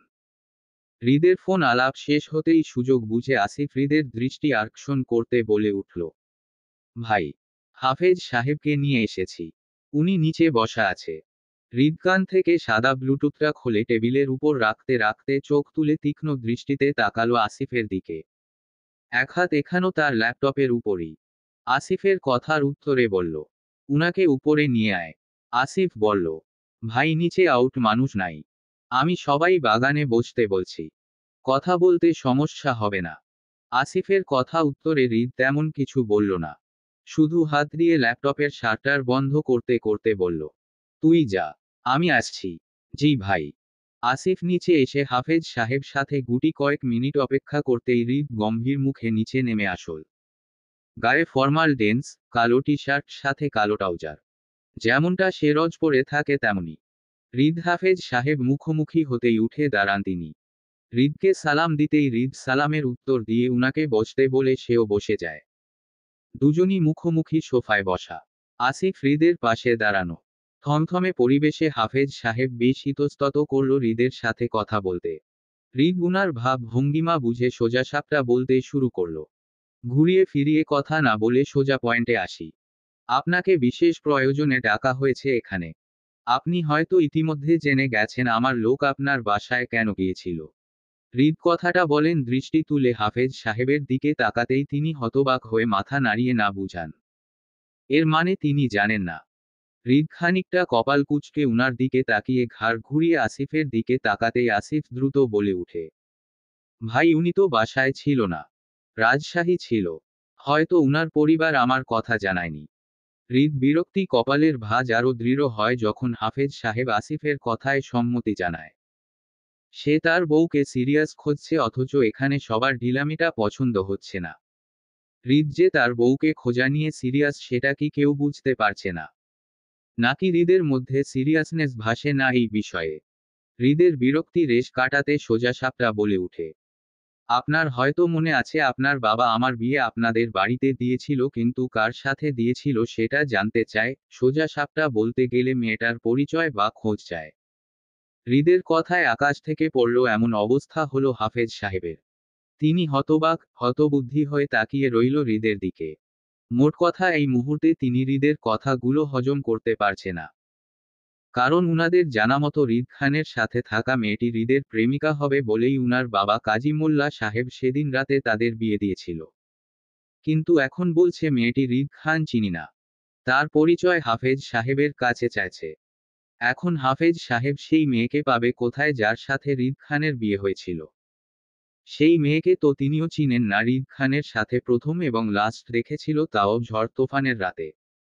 এখন এই যদি হৃদ খানকে বলাতে রেগে যায় তো? হাফেজ সাহেব বিভ্রান্তিকর পরিস্থিতি পড়ে মৃদু ঘামতে লাগলো এসির নিচে বসেও। এই মুহূর্তে তিনি বুঝতে পারছেন সেদিন রাতে উনার বাবা আসলে কি ভুলটায় না করেছিল অপরিচিত দুজন মানুষ বিয়ে দিয়ে। উনার বাবাই বা কি করতেন? তিনি একজন ধর্মীপ্রন্থী মানুষ। অশ্লীল চলাফেরা উনার পছন্দ না। তারপর আবার হৃদ খান ও সেই মেয়েটির অবস্থাও ছিল বিধ্বস্ত। উনারা কেন সেদিন রাতে যে কেউ তাদের দেখতে একই ভুলটা করত? হাফেজ সাহেব অনেকটা অসহায়বোধ করে মুখ তুলে তাকালো হৃদের তীক্ষ্ণ দৃষ্টিতে। হৃদ উত্তরের আশায় উনার দিকে তাকিয়ে আছে হালকা কপাল কুঁচকে। হাফেজ সাহেব হাঁসফাঁস করে বলল, আপনাকে নিয়ে সেদিন রাতে যে মেয়েটি এসেছিল আমাদের বাসায় সাহায্যের জন্য, তাকে আমি বা আমার পরিবারের অন্য কেউ কখনো দেখেনি বা চিনি না। আমার বাবা মেয়েটিকে আপনার প্রেমিকা ভেবেই সেদিন রাতে বিয়েটা দিয়েছিল। তাই সেই মেয়েটির কোনো পরিচয় আমাদের কাছে নেই। হাফেজ সাহেবের সহজ সরল কথায় মেজাজ খারাপ হলো হৃদের। সে তীরতির মেজাজে দাঁত চেপে বলল, ভাত খেয়ে বয়স বাড়িয়েছেন নাকি ঘাস চিবিয়ে? পরিচয় না নিয়েই দুজন অপরিচিত মানুষকে বিয়ে দিয়ে দিলেন। আর এখন বলছেন পরিচয় দিতে পারবেন না। মূর্খতা একটা লিমিট থাকে। হৃদের রাগের অসহায়ত্ব প্রকাশ করল হাফেজ সাহেব। তিনি এখন বুঝতে পারছেন সত্যিই সেদিন রাতে কতটা ভুল করেছিল দুজন অসহায় মানুষদের হঠাৎ বিয়ে দিয়ে। অপরিচিত মেয়েটি অবশ্য বারবার কেঁদে কেঁদে উনাকে বলেছিল যে হৃদ খানকে সে চিনে না। কিন্তু তিনি বিশ্বাস করেননি। অথচ আজ ভীষণ অপরাধ বোধতায় ভুগছে। উনার কাছে কাবিননামা কাগজটিও নেই যে মেয়েটির তথ্য জোগাড় করে হৃদ খানকে দিবে তার বউকে খুঁজে বের করার। কারণ ভয়ঙ্কর আগুনে উনার বাবাসহ সকল কাগজপত্র পুড়ে ছাই নিঃস্ব তিনি। হাফেজ সাহেব অন্তত অনুতপ্তের সাথে মাথা তুলে হৃদের দিকে তাকিয়ে অপরাধী গলায় বলতে চাইল, আসলে আমরা। হৃদ বাধা দিয়ে পুনরায় মেজাজ দেখিয়ে বলল, আসলে কি? কতটা মূর্খতা কাজ করেছেন আপনারা সেটা বলবেন। হৃদের চেহারার রং বদল হতে দেখে পাশ থেকে দ্রুততার সঙ্গে মুখ খুলল আসিফ। সে হাফেজ সাহেবকে সহজ প্রশ্ন করে বলল, আচ্ছা, বিগত দিনের মধ্যে ভাবি বা তার পরিবার থেকে কেউ এসেছিল আপনাদের বাড়িতে হৃদ ভাইয়ের খোঁজ করতে? হাফেজ সাহেব হৃদের থেকে দৃষ্টি ঘুরিয়ে তাকালো আসিফের দিকে, ধীরস্থে মাথা নাড়িয়ে অসম্মতি জানিয়ে আসিফের প্রশ্নের উত্তরে বলল, না, আসেনি। ওহ, আচ্ছা। এমনিতে ভাবির কোনো পরিচয় দিতে পারবেন? বা বলতে পারবেন ভাবি দেখতে কেমন ছিল? তাহলে আমরা আর্টিস্ট ম্যান দিয়ে ভাবির একটা ছবি আঁকিয়ে রাখবো খোঁজার সুবিধার্থে। হাফেজ সাহেব এবার ভীষণ দ্বিধায় পড়ল। তিনি সত্যি সেদিন রাতের মেয়েটিকে এত লক্ষ্য করেনি। হুজুর মানুষ হয়ে আরেকজনের বউকে লক্ষ্য করাটাও পাপ। তাই তিনি যতটুকু দেখেছিল এখন সেই চেহারাটা তেমন মনে নেই। ওই আদৌ আদৌ হালকা মনে আছে ছোট একটা মেয়ে ছিল, লাল হিজাব আর শাড়ি পরা। ডান চোখের ভিতর ছোট একটা তিল ছিল, মেয়েটি কাদার সময় লক্ষ্য করেছিল, ব্যাস এতটুকু। আমি হুজুর মানুষ তাই মেয়েটিকে তেমন লক্ষ্য করেনি। তবে যতটা দেখেছিলাম এতদিনে মেয়েটির চেহারাও ভুলে গেছি। শুধু মনে আছে স্বল্প বয়সী শাড়ি আর লাল হিজাব পরা একটি মেয়ে ছিল। দেখতেও মাশাআল্লাহ। ডান চোখে মণিপাশে ছোট একটা তিল ছিল। কিন্তু চেহারা গঠন বর্ণনা করার মতো এই মুহূর্তে আমার তেমন কিছুই আর মনে নেই স্যার। হৃদের বদলতি চেহারাটা ধীরে ধীরে শান্ত হয়ে আসল হাফেজ সাহেবের কথা শুনে। হৃদ জানে যে নিজ থেকে লুকায় তাকে খুঁজে বের করা মুশকিল। তার অচেনা বউ তাই ধরা দিবে না বলেই গা ঢাকা দিয়ে লুকিয়ে আছে। কোথায় লুকিয়ে আছে কে জানে। হৃদ মনস্তাত্ত্বিক বিষয়ে ভেবে গা ছেড়ে সোফায় মাথা ঠেকিয়ে বসল, দায় সারাভাব নিয়ে বলল, বুঝলেন হাফেজ সাহেব, অচেনা বউটা আজকাল আমার মাথা ব্যথা থেকে বুক ব্যথার কারণ হয়ে দাঁড়িয়েছে। তাকে যত খোঁজা চেষ্টা করছি সে ততই হারিয়ে যাচ্ছে। আসলে বেয়াদব বউয়ের পাল্লায় পড়েছি, বুঝতে পারছেন। বিয়েটা করেই সে গায়েব। এখন কি করি বলুন তো? অপরাধী হাফেজ সাহেব হতবুদ্ধি হয়ে তাকিয়ে রইল হৃদের দিকে। উনার বলার বা করার মতো কিছুই নেই আপাতত। এক বুক হতাশা নিয়ে 15 দিনের মতো বাড়িতে থেকে সুস্থ হয়ে চট্টগ্রাম শহরে ফিরেছিলাম আরও 15 আগে। তারপর থেকেই আমাদের রেগুলার কলেজ, কোচিং সবই চলছে। রোজকার রুটিন মাফিক পড়াশোনা কাজটাও চলছে। বলতে গেলে সময়ের কাজ নিজ গতিতেই চলছিল, কিন্তু থেমে ছিল আমার বিষণ্ণ মনের অবস্থাটা। অচেনা এক স্বামীর জন্য যেন প্রতিনিয়ত একটু একটু করে ছটফট করে তাকে চেনার আশায়। লোকটা দেখতে কেমন হতে পারে সেই চিন্তা করতে করতে একটা কাল্পনিক চিত্র এঁকে ফেলেছি আমি মনে মনে। অচেনা স্বামীকে নিয়ে সারাক্ষণ চিন্তা করতে করতে লোকটার প্রতি কেমন যেন অদৃশ্য টান অনুভব করি আজকাল। বলতে গেলে আমার মনে ছোট একটা ঘর তৈরি হয়েছে লোকটার জন্য, যাকে খুঁজে পাওয়া আমার সাধ্যের বাহিরে। সেদিন নরসিংদী থেকে সবাই হতাশ হয়ে ফিরলেও আমি ফিরেছিলাম অসুস্থ মন নিয়ে তীব্র কষ্টের। অচেনা লোকটাকে খোঁজার শেষ আশাটুকুও আর রইল না। বহু কষ্টে কাজী বাড়ির খোঁজ পেলেও আমার স্বামীর ঠিকানা খুঁজে পাওয়া যায়নি। খালি হাতে ফিরেছিলাম সবাই নরসিংদী থেকে। তবে আসার সময় হাফেজ সাহেবের ফোন নাম্বার নিয়ে এসেছিলাম উনার ছেলে সুমন থেকে। কারণ হাফেজ সাহেবের সাথে কথা বলে আমার স্বামীর পরিচয় জানব বলে, তাই। সেদিন নরসিংদী থেকে ফেরার পর আমার আবার ধুম বাঁধিয়ে জ্বর উঠল। পুরো 2 দিন অসুস্থ ছিলাম গায়ের তীব্র জ্বরে। তবে আমার অসুস্থতাটা শরীর থেকে মনের বেশি ছিল। তৃতীয় দিনের মাথায় আমার সকল বান্ধবীরা আবারও হাজির হয় আমাদের বাড়িতে আমার অসুস্থতা বাহানা দিয়ে দেখতে এসে। তারপর বান্ধবী মিলে রুমের দরজা বন্ধ করে ফোন দিলাম হাফেজ সাহেবের ফোনে। উদ্দেশ্য ছিল আমার স্বামীর খোঁজ করা। কিন্তু ভাগ্য খারাপ হলে যা হয় তাই হলো। সেদিন থেকে আজ পর্যন্ত হাফেজ সাহেবের ফোনটা আমরা বন্ধ পাচ্ছি। প্রতিবারই নট রিসিভেবল বলছে ফোনের ওপাশ থেকে। নরসিংদীর ঘটনার পর থেকে আজ প্রায় 15 দিন গেল। এই 15 দিনে না হলেও আমি কয়েকশো বার ফোন লাগিয়েছি হাফেজ সাহেবের ফোনে। কিন্তু প্রতিবারই একই কথা, নট রিসিভেবল। এই যে, এখনো তাই বলছে। বুক ভারীর তীব্র কষ্টে আমার মাঝে মধ্যে হাউমাউ করে কাঁদতে ইচ্ছা করে। এমনটা কেন করে তাও বুঝি না আমি। এমন না যে স্বামীকে আমার খুব প্রয়োজন বা তাকে ভালোবাসি আমি, এমন কিছুই না। তারপরও লোকটাকে খুঁজে না পাওয়ার আকাঙ্ক্ষা থেকেই আমার কষ্টটা হয়।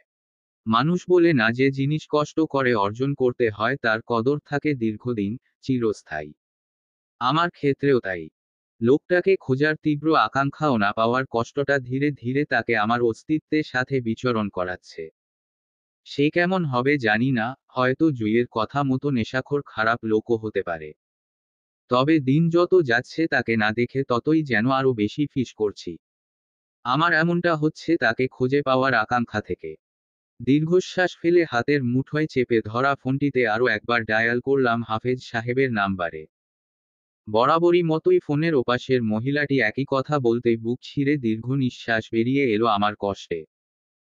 জুই আয়নার সম্মুখে থেকে নিজের হিজাব মাথায় বাঁধতে বাঁধতে চোখ উঠিয়ে আয়নায় দিয়ে আমার দিকে তাকাতে দুজনের চোখাচোখি হয়ে গেল। জুই আমার বিষণ্ণ চেহারাটা দেখে মনের অবস্থা বুঝতে পেরে আয়না দিয়ে তাকিয়ে বলল, ফোন যাচ্ছে না হাফেজ সাহেবের নাম্বারে? না। অহ।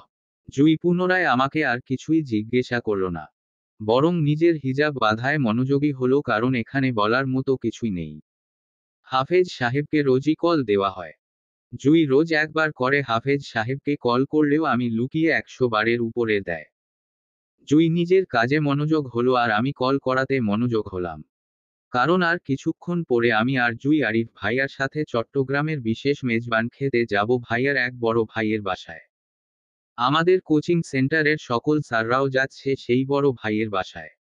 তবে আরিফ ভাইয়া আমাকে আর জুইকে সঙ্গে করে নিয়ে যাচ্ছে, কারণ আরিফ ভাইয়ার সেই বড় ভাইয়ের পরিবার থেকে নাকি আমাদের দুজনকেও নিয়ে যাওয়ার দাওয়াত এসেছে। আমি জানি না আরিফ ভাইয়ার বড় ভাইকে, আর না জানতে চায়। তবে আমি যতটা আরিফ ভাইয়াকে জানি, ভাইয়া কখনো তার ফ্রেন্ডের বাসায় বোনদের নিয়ে যাওয়াটা পছন্দ করে না। বন্ধুদের আলাদা রাখে বোনদের কাছ থেকে। আরিফ ভাইয়ার সকল বন্ধুত্ব বাসার বাহিরের হয়, আমাদের সামনে নয়। কিন্তু এবার কেন আরিফ ভাইয়া তার বড় ভাইয়ের পরিবার কথায় আমাদের নিয়ে যাচ্ছেন তাও জানি না। মাথায় এমনিতেই স্বামীর চিন্তা লেগে আছে, সেখানে নতুন চিন্তা ঢুকাতে চায় না বলে দীর্ঘ নিঃশ্বাস ফেলে আবারও হাফেজ সাহেবের নাম্বারে কল লাগিয়ে জুইকে উদ্দেশ্য করে বললাম, আচ্ছা জুই, তোর কি মনে হয় সুমন নামক ছেলেটা ওর বাবার নাম্বার আমাদের ভুল দিবে?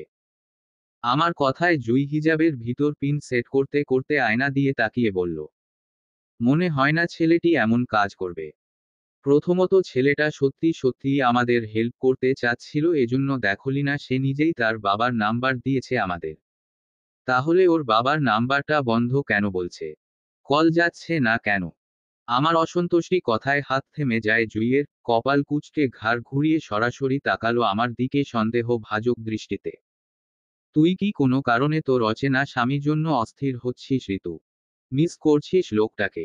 জুইয়ের প্রশ্নে খানিকটা হাঁসফাঁস করলাম আমি। সত্যি বলতে আমার কাছে এই প্রশ্নের উত্তরে নেই আপাতত।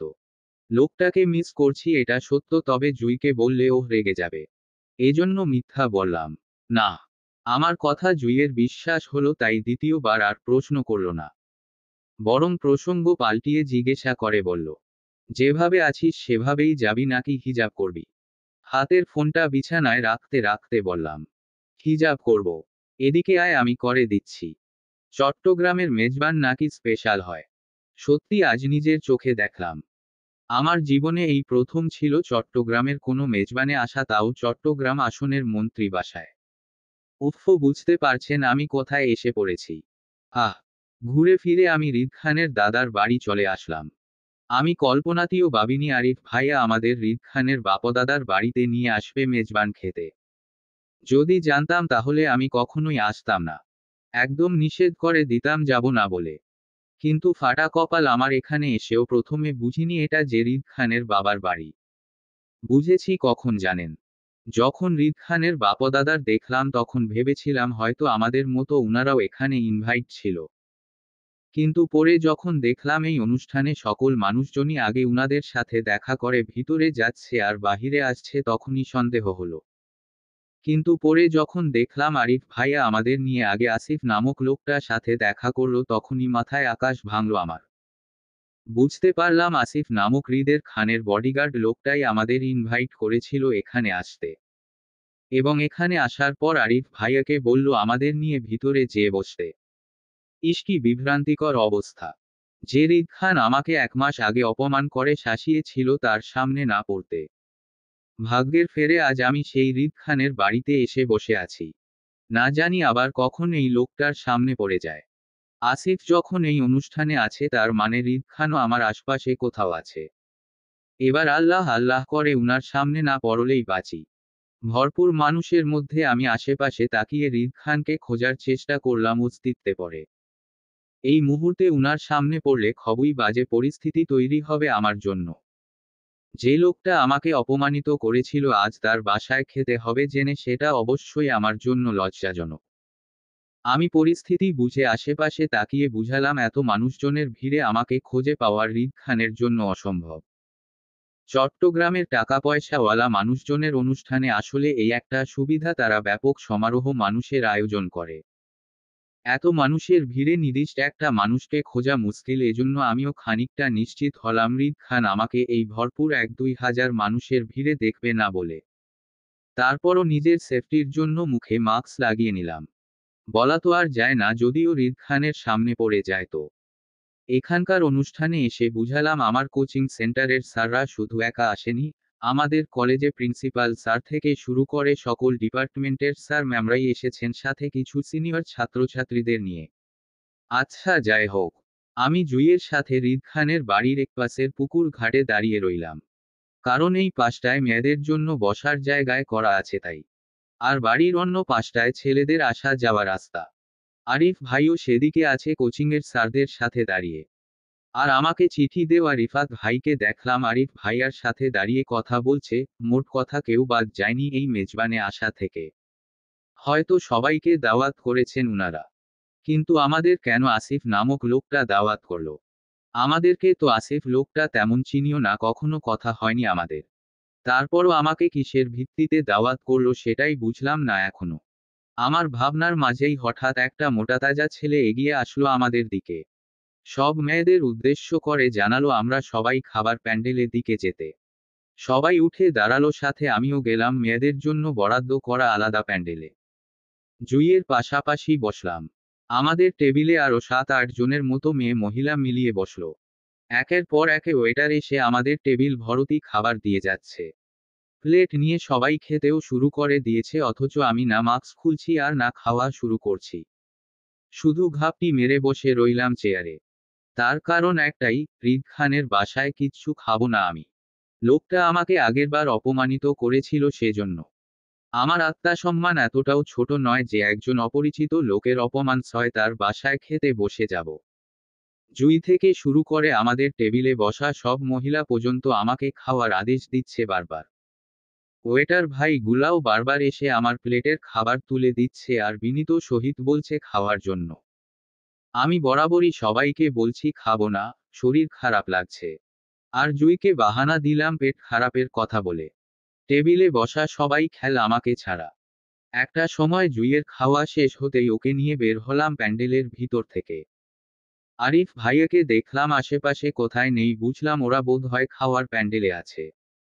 আমি আর মাথা ঘামালাম না। জুইকে নিয়ে সেই পুকুর ঘাটেই বসলাম। আশ্চর্যজনকভাবে আমি হৃদ খানকে দেখলাম না আশেপাশে কোথাও। লোকটাকে কি আজ নিজের বাড়িতে আসেনি নাকি? অবশ্য যে তত্ত্বারা মানুষ না আসাটাও অস্বাভাবিক কিছু না। এদিকে ক্ষুধায় সত্যি সত্যি পেট শব্দ করে গুড়গুড় করছে আমার, সেই সাথে ফ্রিতে মাথাও ঘুরাচ্ছে গরমে। আমার বেশিক্ষণ ক্ষুধা সহ্য হয় না বলেই মাথা ব্যথা উঠে যায়। আমার অবস্থা যখন নাজেহাল তখনই হুট করে কোথা থেকে রিফাত ভাইয়া এসে বসলো আমাদের পাশে বেশ হাসি মুখে। উনার হাতে ছিল একটা ঠান্ডা পানির বোতল। আমি প্রথমে রিফাত ভাইয়ের কথা বলতে চাইনি, কিন্তু পানির বোতলটা দেখে আর কথা না বলে থাকতে পারলাম না। পানি তৃষ্ণাটা পেয়েছিল অনেক তাই। রিফাত ভাই থেকে পানির বোতলটা চেয়ে নিয়ে মাস্ক খুলে ঢগর করে কয়েক ঢুক গিলে গলা ভিজিয়ে নিলাম। এবার পেটে ক্ষুধা সাময়িক সময়ের জন্য কিছুটা নিবারণ হলো। আবারও ক্ষুধা লাগলে পানিটা খেতে পারবো বলে রিফাত ভাইকে আর বোতলটা ফিরিয়ে না দিয়ে নিজের কাছে রেখে দিলাম। রিফাত ভাইয়া আমাদের সাথে বেশ কিছুক্ষণ আড্ডা দিতেই সে হঠাৎ পান খাওয়ার অফার করলো আমাদের। খালি পেটে আমি পান খেতে রাজি হলাম না। তারপর আবার মনে মনে জেদ কাজ করছিল হৃদ খানের বাসার কিছু খাবো না বলে। তাই আমি পান খেতে রাজি না হলেও জুই রিফাত ভাইয়ের কথায় রাজি হলো পান খেতে। মূলত এই অনুষ্ঠানে মিষ্টি পানের আয়োজন করা হয়েছে। জুইকে নিয়ে রিফাত ভাই সেদিকেই গেল আর যাওয়ার সময় আমাকে বলে গেল এখান থেকে অন্য কোথাও না যেতে। ওরা দ্রুত চলে আসবে। আমি মাথা নাড়িয়ে সম্মতি দিলাম ওদের। ওরা চলে গেল। আমি একাই বসে রইলাম পুকুর ঘাটে বেশ কিছুক্ষণ। কি ম্যাডাম, সারা বছরই কি আপনার পেট খারাপ থাকে নাকি? পরিচিত কণ্ঠের কথা শুনে চমকে উপর দিকে তাকাতেই দেখতে পেলাম হৃদ খানকে। দ্রুততা সঙ্গে আমি বসা থেকে উঠে দাঁড়িয়ে উনার দিকে চোখ রাখতেই দেখলাম মুহিরিদ পিউর সাদা পাঞ্জাবি পায়জামা পরে দাঁড়িয়ে আমার সামনে। পাঞ্জাবি হাতা দুটো টেনে ভাঁজ করা কুইন অবধি। বাম হাতে ঘড়ি তো, দুহাতের বড় বড় পশমগুলো ঘামে ভিজে লেপ্টে আছে হাতের ভাঁজে। আমি উনার অনাকাঙ্ক্ষিত উপস্থিতে প্রথমে ভড়কে গেলেও এবার বেশ ইতস্তত বোধ করালাম, যখন উনি আমার পেট খারাপ হওয়া নিয়ে কথা বলছে তখন। লজ্জায় মাথাটা আমার নুয়ে আসল। তবে আশ্চর্যের বিষয় হলো এই লোকটা কিভাবে জানলো আমার পেট খারাপের কথাটা। এটা তো জানার কথা না। কারণ আমি জুইকে ছাড়া অন্য কাউকে বলেনি এই কথাটা। তাহলে জুই নিশ্চয়ই আমার কথাটা এই লোককে বলতে যাবে না। তাহলে এই লোক জানলো কিভাবে? আমার অন্যমনস্ক মধ্যে দিয়েই হঠাৎ অনুভব করলাম হৃদ খান আমার পায়ের কাছে নুয়ে হাত দিচ্ছে। আমি চমকে উঠে দ্রুত এক কদম পিছিয়ে যেতেই বুঝলাম উনি আসলে নুয়ে আমার পায়ের কাছ থেকে রিফাত ভাইয়ের পানির বোতলটা হাতে নিচ্ছে। বোতলা হাতে নিয়ে সোজা হয়ে দাঁড়িয়ে তীক্ষ্ণ দৃষ্টিতে তাকালো অর্ধেক খাওয়া পানির বোতলটার দিকে, আমাকে উদ্দেশ্য করে বলল, কি ম্যাডাম, শুক্রিয়া আদায় করেছিলেন, আপনি আমার পরিচিত নন এজন্য হুমম। লোকটার কথায় এবার আমি চোখ তুলে তাকাই। লোকটা আগেও একবার বলেছিল উনার পরিচিত নয় বলে আল্লাহ কাছে শুক্রিয়া আদায় করতে, কিন্তু কেন? আমরা পরিচিত হলে কি এমন হতোই বা? এজন্য পাল্টা প্রশ্নে হৃদ খানকে বললাম, না করেনি। কিন্তু এজন্য শুক্রিয়া আদায় করার কি আছে? উনি বোতল থেকে দৃষ্টি সরিয়ে তাকালো আমার দিকে। বাম হাতে বোতলটা চেপে ডান হাত চালান করলো উনার পুরুষওয়ালি চুলের মাঝে। দৃষ্টিতে তীক্ষ্ণতা বজায় রেখে সোজা সাপটা উত্তরে বলল, এই যে আপনি ভালো আছেন, প্রেমিকের সঙ্গে বসে আড্ডা দিতে পারছেন, তার পানি পান করতে পারছেন বিনা বাধায়, এজন্য অন্তত আপনার শুক্রিয়া আদায় করা দরকার। কারণ আপনি আমার কেউ হলে এতক্ষণে আপনার প্রেমিকের হাত আর আপনার মুখের নকশা দুটোই মানচিত্র হয়ে যেত। কথাগুলো শেষ করেই ঢিল মেরে বোতলটা পুকুরের পানিতে ফেলে দিল উনি। আর আমি লোকটা শান্ত কণ্ঠের হুমকিতে গা শীতল হয়ে আসল। আজব লোকের পাল্লায় পড়েছি তো, সবসময়ই আমাকে এমন গুন্ডামির করে হুমকি দেয় কেন তার সাথে কিসের এত শত্রুতা আমার? এই নিয়ে চতুর্থবারের মতো দেখা আমাদের, প্রতিবারই এমন হুমকি ধামকি দিয়ে আমায় অপমান করেছেন লোকটা। আজ উনার বাসায় এসেছি মেহমান হয়ে, আজ অন্তত একটু ভালো ব্যবহার করা যেত আমার সাথে, অথচ তার কোনো পরিবর্তন নেই। এই যে আপনি অবাধে ঘোরাফেরা করতে পারছেন, যেখানে সেখানে প্রেমিকের সঙ্গে বসে আড্ডা দিতে পারছেন, তার পানি পান করতে পারছেন, নিজের মর্জি মতে চলতে পারছেন, এই যে এত সব ফ্যাসিলিটি পাচ্ছেন, তার জন্য অন্তত আপনার আল্লাহ শুকরিয়া আদায় করা দরকার। নয়তো যদি ভুলক্রমে আপনি আমার কেউ হতেন, তাহলে এতক্ষণে আপনার প্রেমিকের হাত আর আপনার মুখের দুটোর নকশায় মানচিত্র হয়ে যেত। তখন আপনি আমার সাথে তর্ক নয়, গালে হাত দিয়ে কাঁদতেন। কথাগুলো শেষ করেই ডিল মেরে বোতলটা পুকুরের পানিতে ফেলে দিল উনি।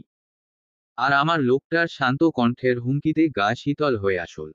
আজব লোকের পাল্লায় পড়েছি তো, সব সময়ই আমাকে এমন গুন্ডামির করে হুমকি দেয় কেন?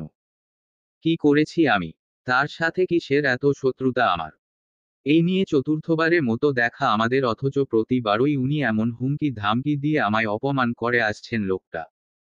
আজ আমি উনার বাসায় এসেছি মেহমান হয়ে, আজ অন্তত একটু ভালো ব্যবহার করা যেত আমার সাথে, অথচ তার কোনো পরিবর্তন নেই। আমি জড়ানো গলায় বললাম, হুমকি দিচ্ছেন? উহুম, সত্যিটা বলছি। এবার বেশ জোরটা কাজ করলো আমার মাঝে। শীতল হয়ে আসল আমার ভিতর। কি জন্য লোকটা আমাকে অকারণে অপমানিত করে বেড়ায় তাও জানি না। তবে নেতা সাহেব যে সুবিধার মানুষ না, তার কথাবার্তায় অবগত হয়ে গেলাম। এখন লোকটার সাথে কথা বাড়ানো মানেই নিজের ইজ্জতের আরও এক দফা ফালুদা বানানো। বলা তো যায় না, কখন না জানি রেগে তার ফেভারিট ডায়লগও বলে উঠে, আউট। অন্যের বাড়িতে এসে যদি তার বাড়ির থেকে বেরিয়ে যেতে বলে, এর থেকে অপমান দুনিয়াতে আমার জন্য দ্বিতীয় কিছু হবে না বলে মনে হলো। এজন্য নিজের ইজ্জত বাঁচাতে লোকটার সাথে আর কথা বাড়াতে চাইলাম না। সে যা বলে তাই ঠিক। উনি যদি রিফাত ভাইকে আমার বয়ফ্রেন্ড ভাবে, তাহলে সেটাই ঠিক, উনারই ভুল ভাঙানো দরকার নেই। বরং ভালোই ভালোই তার সামনে থেকে কেটে পড়াই উচিত মনে করে ভাষা ভাষা চোখে লোকটারই দিকে তাকিয়ে মিহির স্বরে বললাম, আমি বরং যাই। আমার ভাইয়া অপেক্ষা করছে। আমার কথায় তেমন কিছু বলল না উনি, বরং কপাল কুঁচকে আমার চোখের দিকে তাকিয়ে রইল। লোকটার হঠাৎ তীক্ষ্ণ দৃষ্টিতে আমি বেশ ইতস্তত বোধ করলাম। এইভাবে আমার চোখে তাকিয়ে কি দেখছে তাও বুঝতে না পেরে দৃষ্টি নত করলাম আমি। হালকা নড়েচড়ে এদিক সেদিকে দৃষ্টি ঘুরিয়ে বললাম, আমি যাই। তৎক্ষণাৎ লোকটার গম্ভীর কণ্ঠ আসল আমার কানে, লুক অ্যাট মি। চমকে উনার দিকে তাকালাম। উনার কথা মানে বুঝতে না পেরে অবুঝ গলায় বললাম, জি। তোমার চোখের এইটা কি? উনাররির কথায় তৎক্ষণাৎ হাত গেল চোখে। ভাবলাম হয়তো কিছু চোখের উপর পড়েছে, এজন্য উনি বলছে চোখে কি। আমি নিজের চোখের উপর আলতো হাত বুলিয়ে জিজ্ঞাসা করলাম, কোনটা? আমার কথায় উনি উত্তর না করে চুপ করে রইল। তবে উনার তীক্ষ্ণ দৃষ্টি তখনও আমার ডান চোখের ভিতরে। তার তীক্ষ্ণ দৃষ্টি অদ্ভুত ঠেকল আমার কাছে। আমি লোকটার দৃষ্টির মাঝে আবারও চোখে হাত বুলিয়ে একই প্রশ্ন করে বললাম, কোনটা? আউট। বেশ চমকে উঠলাম আমি। আউট মানে? এবার আমি কি করেছি? হঠাৎই হলো উনার। অবাক হয়ে বললাম, মানে, I said, out of my home. এবার বেশ কিছুটা জোরেই হুঙ্কার ছাড়ল আমার উদ্দেশ্য। উনার হঠাৎ হুঙ্কার ছাড়া কথায় মুহূর্তে কেঁপে উঠলাম আমি। অপমানের ঘোরে চোখের জল গড়াল তৎক্ষণাৎ। অতি কষ্ট চেপে রাখার অভিজ্ঞতা নেই আমার, তাই বৃথা চেষ্টা করে দুহাতে মুখ চেপে ধরলাম কান্না থামাতে, কিন্তু ততক্ষণে আমার হিচকি উঠে যায়। হালকা শরীর নড়ে উঠছিল আমার অনবরত হিচকিতে, কিন্তু তারপরও তীব্র কান্নায় জায়গায় ছেড়ে চলে যেতে পারছিলাম না অপমানে লজ্জিত হয়ে। আমার হঠাৎ কান্নায় যেন রাগটা আরো বাড়াল উনার, তাই দুহাত মুষ্টিবদ্ধ করে দাঁতে দাঁত চেপে আমার উদ্দেশ্য শুধালো, বেয়াদব। কথাটা বলে আর দাঁড়ালো না।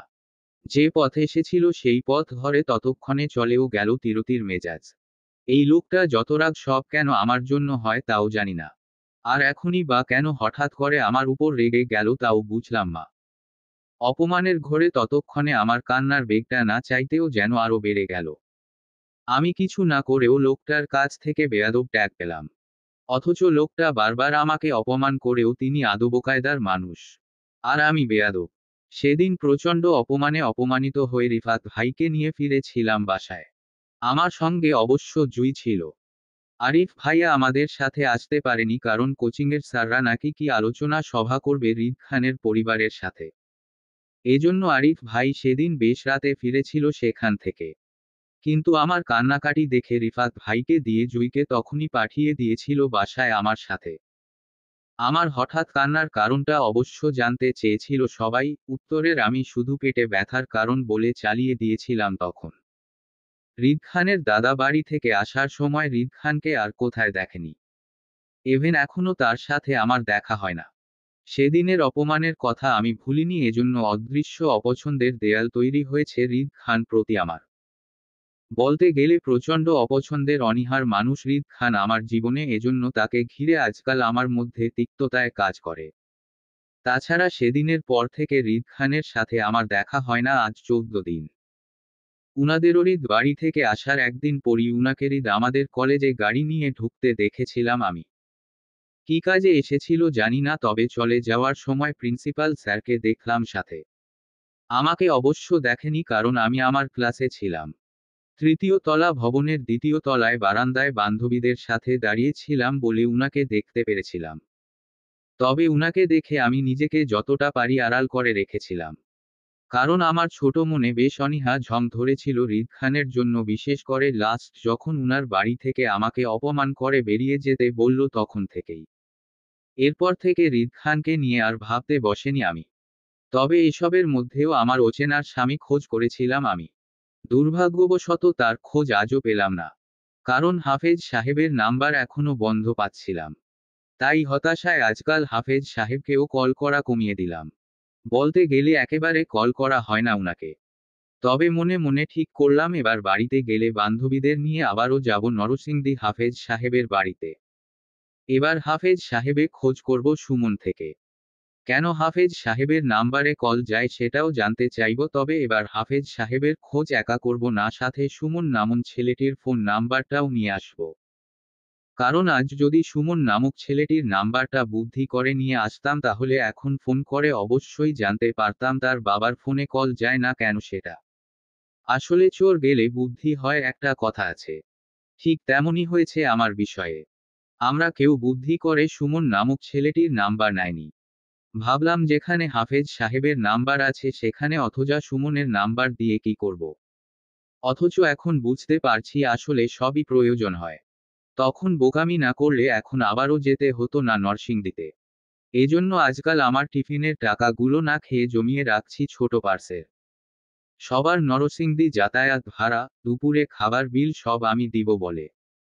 যেহেতু আমার প্রয়োজনে সবাই যাবে সেজন্য বারবার ওদের পকেটে টাকা কেন খরচ করবে আমার জন্য। অবশ্য আমার তাদের খরচ বহন করা উচিত। কেউ তো আর রুজি করে না, তাই না? বিয়ে মানেই আনন্দ মহল। একগাদা কার্জিনদের নিয়ে হই হুল্লোড় মাতামাতি পরিবেশ। হইচই করে সবাই দল বেঁধে কার্লার মিলিয়ে শাড়ি পাঞ্জাবি পরার উচ্ছ্বাস। ঘণ্টা লাগিয়ে মন মতো সাজা। নতুন নতুন বিআইন পাওয়া। দুলাভাইকে নিয়ে ঝাম্পেস আনন্দ করা। অফো, অসংখ্য মুহূর্তগুলো এক্ষুনি আমার চোখে ভাসছে। আর ভাসবে নাই বা কেন? আমার বড় আপুর বিয়ে বলে কথা। কেউ ভাবতে পারছেন কতটা খুশিতে ভাসছি আমি। মনের আনন্দে হাওয়ায় ভেসে যাচ্ছি বলে আমার তো এক্ষুনি ক্লাস করতে মন চাচ্ছে না। অমনোযোগী হয়ে পড়ছি। কি এক অবস্থা! আসলে কাল বিকালে আম্মু ফোন করে জানালো আমার বড় আপু মুক্তা ইসলামের বিয়ে, সেজন্য আরিফ ভাইয়া কাল রাতের ট্রেনই বাড়িতে গেল। কারণ ছেলে পক্ষ নাকি ইতিমধ্যে আপুকে পছন্দ করে গেছে। তাই এখন তাড়াহুড়ো করে সবাই আজকে বিয়ের ডেট ফিক্সড করতে চাচ্ছে। এজন্য মূলত বড় ভাই হিসাবে আরিফ ভাইয়ার বাড়িতে আর্জেন্টলি যাওয়া আর কি। আম্মু আরও জানালো সবকিছু ঠিকঠাক থাকলে এই মাসেই আপুর বিয়ের ডেট ফিক্সড করবে। ছেলে পরিবার ভালো। ছেলে ভালো, এজন্য কারো আপত্তি নেই কোনো কিছুতে। বিয়েটা কথা শুনে আমি আর জুই তো পারি না এক্ষুনি উড়ে চলে যায় বাড়িতে, কিন্তু আমার আব্বুর কড়া নিষেধ, পড়ালেখা ছেড়ে ক্লাস মিস দিয়ে কোনোভাবেই বাড়িতে যাওয়া চলবে না। যেতে হলে অবশ্যই বিয়ের একদিন আগে যেতে হবে আমাদের। আর নয়তো না। অফো, এত কড়াকড়ি নিষেধাজ্ঞা মানা যায় বলেন? মানুষ আনন্দের মুহূর্তগুলোও কি হিসাব করে পালন করবে? আমি এখন আনন্দ করতে না পারলে বুড়ো বয়সে কি আমার মন চাইবে এসবের জন্য? হ্যাঁ, এই দিনটা আমি আর পাবো? বিষণ্ণ মনেই আরিফ ভাইকে রাতে বিদায় করলাম আমরা। এদিকে আপুর বিয়ের নিউজ পেয়ে আনন্দে আমি স্বামী কথাও ভুলে গেলাম। তাকে যে আমার খোঁজা মিশন বাকি সেটাও স্থগিত রাখলাম।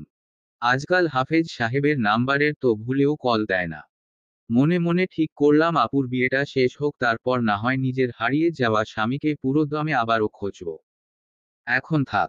হা হা হা। আমার আজও মনে পড়ে সেদিনকার কথাগুলো। আপুর বিয়ের জন্য স্বামীকে খুঁজব না বলে আমার থাক কথার চিন্তা ভাবনাটা ছিল আমার জন্য চরম ভুল। এজন্য আমি অনেক পরে জানতে পেরেছিলাম আমার এই থাক কথাটার ভিত্তিতে ধরে অনেকেই কতটা হেনস্থ হতে হয়েছিল। অবশ্য এর কুফল হিসাবে আমিও ছাড় পাইনি। কতটা ভুক্তভোগী হয়েছিলাম সে কথা মনে পড়লে আজও আফসোস হয়। আমাকে কত কিছুই না সহ্য করতে হয়েছিল এই ব্যাপারে, সেটা একমাত্র আমিই জানি। উফ, কি এক ঘাড় তোত্তারা মানুষ! না মুখে কিছু বলবে, আর না আমাকে সহজে ছাড় দিবে। কোনো কিছু মন মতো না হলেই আমার সাথে ঘাড় তোত্তারামি শুরু করবে ততক্ষণ যতক্ষণ না পর্যন্ত তার মন মতো হচ্ছে সবকিছু। মোট কথা, তোত্তারামি আরেক নামই হলো আমার ব্যক্তিগত সে হা হা হা। দুপুরে তপ্ত রোদে যখন চারপাশের সবকিছু খা খা করছিল, সেই তপ্ত রোদের অতিষ্ঠ হয়ে একদল শিক্ষার্থীরা ক্যান্টিনে বসে আড্ডা দিচ্ছে হাতে স্পিড ক্যান নিয়ে। টেবিলে গোল করে সিনিয়র ছাত্র ছাত্রীরা বসে আড্ডার আসর মেতে। সিনিয়রদের ভিড়ে আমরা জুনিয়ররা মোটামুটি শান্তভাবেই বসে আছি খাবার অর্ডার দিয়ে। আসলে এই মুহূর্তে কলেজ ক্যান্টিনে বসে আছি আমি। আমার সাথে একই টেবিলে জুই, শ্রেয়া আর নাদিয়া বসা। নাদিয়া আমাদের নতুন ফ্রেন্ড। কিছুদিন হলো সে আমাদের সাথে উঠাবসা করছে। মেয়েটি খুব ভালো। ওর সঙ্গও আমাদের অনেক হাসায়, তার জন্য হুট করেই ফ্রেন্ড বানিয়ে ফেলা। আমাদের এখন টিফিন টাইম চলছে, বর্তমান সময় 1:02:04 টিফিন টাইম শেষ 1:30 আমাদের হাতে আরও 45 মিনিট সময় আছে বলেই সবাই কলেজে ক্যান্টিনে বসে যে যেটা পারছে অর্ডার করে খাচ্ছে। আমিও খাবো, তবে সেটা আমার টিফিন বক্সের আনা নুডলস হবে। বাকিরা সবাই সিঙ্গারা, সমুসা, ঠান্ডা বা কোল্ড কফি অর্ডার করেছে নিজেদের জন্য। আমি বাসা থেকে টিফিন নিয়ে আসার প্রধান কারণই হলো নিজের পকেটে খরচ জমাচ্ছি স্বামীকে খোঁজার জন্য, এজন্য গাড়ি ভাড়া ছাড়া ভারতী 1 টাকাও খরচ করি না এদিক সেদিকে। কিন্তু জুই কোনো টিফিন বক্স বহন করে না। কারণ ওর পকেটের খরচ টাকা সবটাই ক্যান্টিনে বসে খরচ করে। তবে ও একা নিজের জন্য কোনো কিছু অর্ডার করে না, আমার জন্য সমান সমান অর্ডার দেয় সবকিছু। ঠান্ডা অর্ডার করলে দুটো করবে, কোল্ড কফি অর্ডার করলে দুটো করবে, আবার সিঙ্গারা অর্ডার করলেও আমার জন্য সমান সমান করে অর্ডার করবে। এজন্য মূলত আমি নিজের পকেটের টাকা বাঁচিয়ে রাখতে পারি। বড় বোন থাকলে এই একটা সুবিধা নেওয়া যায় ওদের থেকে। হোক জুই আমার 6 মাসের বড়, তাতে কি। বড় বোনের দায়িত্ব পালন করতে বিন্দু মাত্র পিছুপা হয় না ও। খাবার অর্ডার করেই সবাই বসেছিলাম। আমি আশেপাশে একটু তাকিয়ে ব্যাগ থেকে টিফিন বক্সটা বের করে টেবিলের উপর রাখতে শ্রেয়া আমার হাত থেকে টিফিন বক্সটা ক্যারে নিজের কাছে নিতে নিতে বলল, আজ কি এনেছিস তুই? আমি কি বলার আগেই জুই বলল, নুডলস বানিয়েছিলাম সকালে। দে একটা চামচ দেতো। আমি ব্যাগ খুলে এক্সট্রা 4টা চামচ বের করলাম। কারণ রোজকার কাণ্ড এটা। আমার একা টিফিন বাক্স 4জনে ভাগ করে খায়। আমি চামচ বের করে 3জনকে 3টা দিয়ে নিজের জন্য একটা রাখলাম। আমার ব্যাগটা পাশের চেয়ারে রেখে ওদের দিকে তাকাতেই দেখলাম সবাই ইতিমধ্যে খাওয়ার শুরু করে দিয়েছে টেবিলের মধ্যস্থে বক্সটা রেখে। আমি সেখান থেকে 1 চামচ নিয়ে মুখে তুলতেই নাদিয়া নুডলস খেতে খেতে বলল, মায়া কাল পিঠা বানিয়ে আনিস তো টিফিন বক্সে করে। জুই বক্স থেকে 1 চামচ নুডলস মুখে দিতে দিতে নাদিয়া কথার উত্তর করল, ওহ পিঠা পছন্দ করে না। এজন্য পিঠা খায়ও না, বানায়ও না। জুইয়ের কথায় আহাজারি করে বলে উঠল শ্রেয়া, কি সর্বনাশ! পিঠা পছন্দ করে না এমন পাবলিক আছে দুনিয়াতে। এই মায়া, তুই পিঠা পছন্দ করিস না কেন? শ্রেয়ার আহাজারিতে নুডলস চিবাতে চিবাতে বললাম, কোনো কারণ নেই। এমনই ভালো লাগে না আর কি। কি বলিস এসব দোস্ত? তাহলে তো এই চট্টগ্রামের স্থানীয় পোলাপাইনদের সাথে প্রেম আর বিয়ে দুটোই করতে পারবি না। দুটোতেই তোর জন্য হরতাল। এত বড় কলেজে পড়েও যদি চট্টগ্রামের একটা প্রেম করতে না পারিস তাহলে ইজ্জত থাকবে বল? শ্রেয়ার কথায় নাদিয়াও সম্মতি জানায়, কথাগুলো বলল। কারণ দুজনই চট্টগ্রামের স্থানীয় বাসিন্দা। তবে জুই খানিকটা আপত্তি করে নাদিয়ার কথার উত্তরে বলল, পিঠার সাথে প্রেম, বিয়ের কি সম্পর্ক ওর? জুইয়ের কথায় আমি সহমত প্রকাশ করলাম না। বরং চুপ থেকে নাদিয়ার কথার মানে খানিকটা বুঝতে পারলাম, কারণ আমার নিজের নানুবাড়িও এই চট্টগ্রামে। এজন্য আমি জানি চট্টগ্রামের কালচার কেমন। এরা যে কতটা সমাজবাদী মানুষ সেটা আর না বললাম। এখানে স্থানীয় মানুষদের ভাড়াটিয়ারা জমিদার বলে সম্বোধন করে। অন্ধকার তাদের রক্তের শিরায় শিরায় ধার্য। শ্রেয়া নুডলস চিবোতে চিবোতে জুইয়ের কথার উত্তরে বলে, উহুম, পিঠার সাথে মায়ার কোনো সম্পর্ক নাই থাকতে পারে, তবে পিঠার সাথে এই চট্টগ্রামবাসীর গভীর সম্পর্ক রয়েছে বুঝলি। চট্টগ্রামের এমন কোনো পাবলিক খুঁজে পাবি না তুই, যারা পিঠা পছন্দ করে না। এমনকি চট্টগ্রামের বিশেষ রীতি হলো তারা মেহমানদারি করতেও সর্বপ্রথম তোকে পিঠার নাস্তা দিবে বিভিন্ন রকমের। এখানে তুই যত বেশি পিঠার আইটেম বানিয়ে মেহমানদারি করবি, তুই তত বেশি সমাজওয়ালা লোক হবি।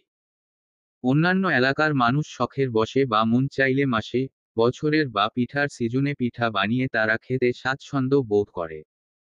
কিন্তু এই চট্টগ্রামের মানুষদের বাসায় তুই অতি 12 মাস পিঠার উৎসব পাবি। সকালে বা বিকালের নাস্তায় মাছটি পিঠার নাস্তা থাকবে। মোট কথা এখানকার ছেলের বউদের অবশ্যই পিঠা বানানোর মতো বরগুণ থাকতে হবে। নয়তো শ্বশুর বাড়ির মানুষের খোঁটাফ্রিতে শুনবে যে তোমরা সমাজ জানো না। আর যদি তুই চিন্তা করিস যে এখানকার ছেলেদের সাথে প্রেম করবি, তাহলেও তোকে পিঠার বিভিন্ন নাস্তা বানানোর মতো পারদর্শী হতে হবে। কারণ এরা 2 দিন পর পর তোর কাছে পিঠা খাওয়ার আবদার রাখবে। এজন্য বলছিলাম যদি চট্টগ্রামে প্রেম বা বিয়ে করার মতো ইচ্ছা থাকে তাহলে অবশ্যই পিঠা বানানোর মতো বরগুণ অবশ্যই থাকতে হবে মাস্ট। শ্রেয়ার দীর্ঘ কথা রীতি টানতেই আমি মাছি তাড়ানোর মতো বাতাস করলাম মুখের সামনে। বেশ কনফিডেন্স নিয়ে বললাম, তাহলে তুই নিশ্চিত থাক এই শহরের মানুষের সাথে আমার কিছুই হবে না। কারণ আমার বিয়ে করার হলে অবশ্যই আমাদের এলাকায় কাউকে দেখে করব। আমি হলাম কামচোর মানুষ, পিঠা বানানোর মতো এত বড় রিস্ক কখনোই আমি নিতে পারবো না দোস্ত। তাছাড়া ধ্রাম শব্দে টেবিলসহ নুডলসের বাটি ছিটকে পড়ল আমার গায়ে, চেয়ারসহ তৎক্ষণাৎ উল্টে পড়লাম ফ্লোরে। আমার কোমরে উপর পড়ল কাঠের টেবিল। আহত হলাম বেশ। ব্যথায় যখন কুকড়িয়ে উঠলাম, তখন কেউ একজন আমাকে পুনরায় ব্যথা দিয়ে আমার হাতের উপরে পড়ল রক্তাক্ত অবস্থায়। সেকেন্ডর মাঝে চারপাশে হইচই লেগে গেল। আড্ডার মহলটা মুহূর্তেই টানটান উত্তেজনায় চেয়ে গেল। বিষণ্ণ ভয়ার্ত হলো পরিবেশটা। কারণ আকস্মিক ঘটনার প্রভাবে আমি তখনও বুঝে উঠতে পারছিলাম না হঠাৎ কি হলো আমার সাথে। আর কেনই বা আমি ফ্লোরে পড়ে গেলাম। অতি শোকটে তবদা মেরেছিলাম, চারপাশে কি হচ্ছিল কিছুই বুঝে উঠতে পারছিলাম না। শুধু কিছু মানুষের চিৎকারের গুঞ্জন শুনতে পারছিলাম। আমি মাথা তুলে শূন্য দৃষ্টিতে পাশে তাকালাম, দেখলাম এক যুবক আমার বাম হাতে উপর রক্তাক্ত অবস্থায় কাতরাচ্ছে, মাথা দিয়ে ছটফট করছে মৃত্যু যন্ত্রণায়। ছেলেটির মাথা, কপাল, নাক, ঠোঁট ফেটে গলগল করে রক্ত ঝরছে। অথচ কেউ এগিয়ে আসছে না ছেলেটিকে সাহায্য করতে। রক্তে আমার সাংঘাতিক ফোবিয়ার যার দারুণ তখনই বাকশক্তি হারায় কথা বলা থেকে। কষ্ট করেও যখন মুখের কিছু বলতে পারছিলাম না, শুধু গুড়গড় শব্দ হচ্ছিল, তখনই বুঝতে পারলাম আমি কথা বলার শক্তি হারিয়েছি। জুই, শ্রেয়া, নাদিয়া ওরা কোথায় ছিল তাও বুঝতে পারছিলাম না।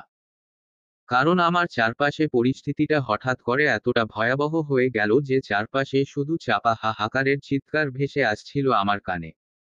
আমি শূন্য মস্তিষ্কের আবারও আমার সামনে পড়ে থাকা ছেলেটির দিকে তাকালাম।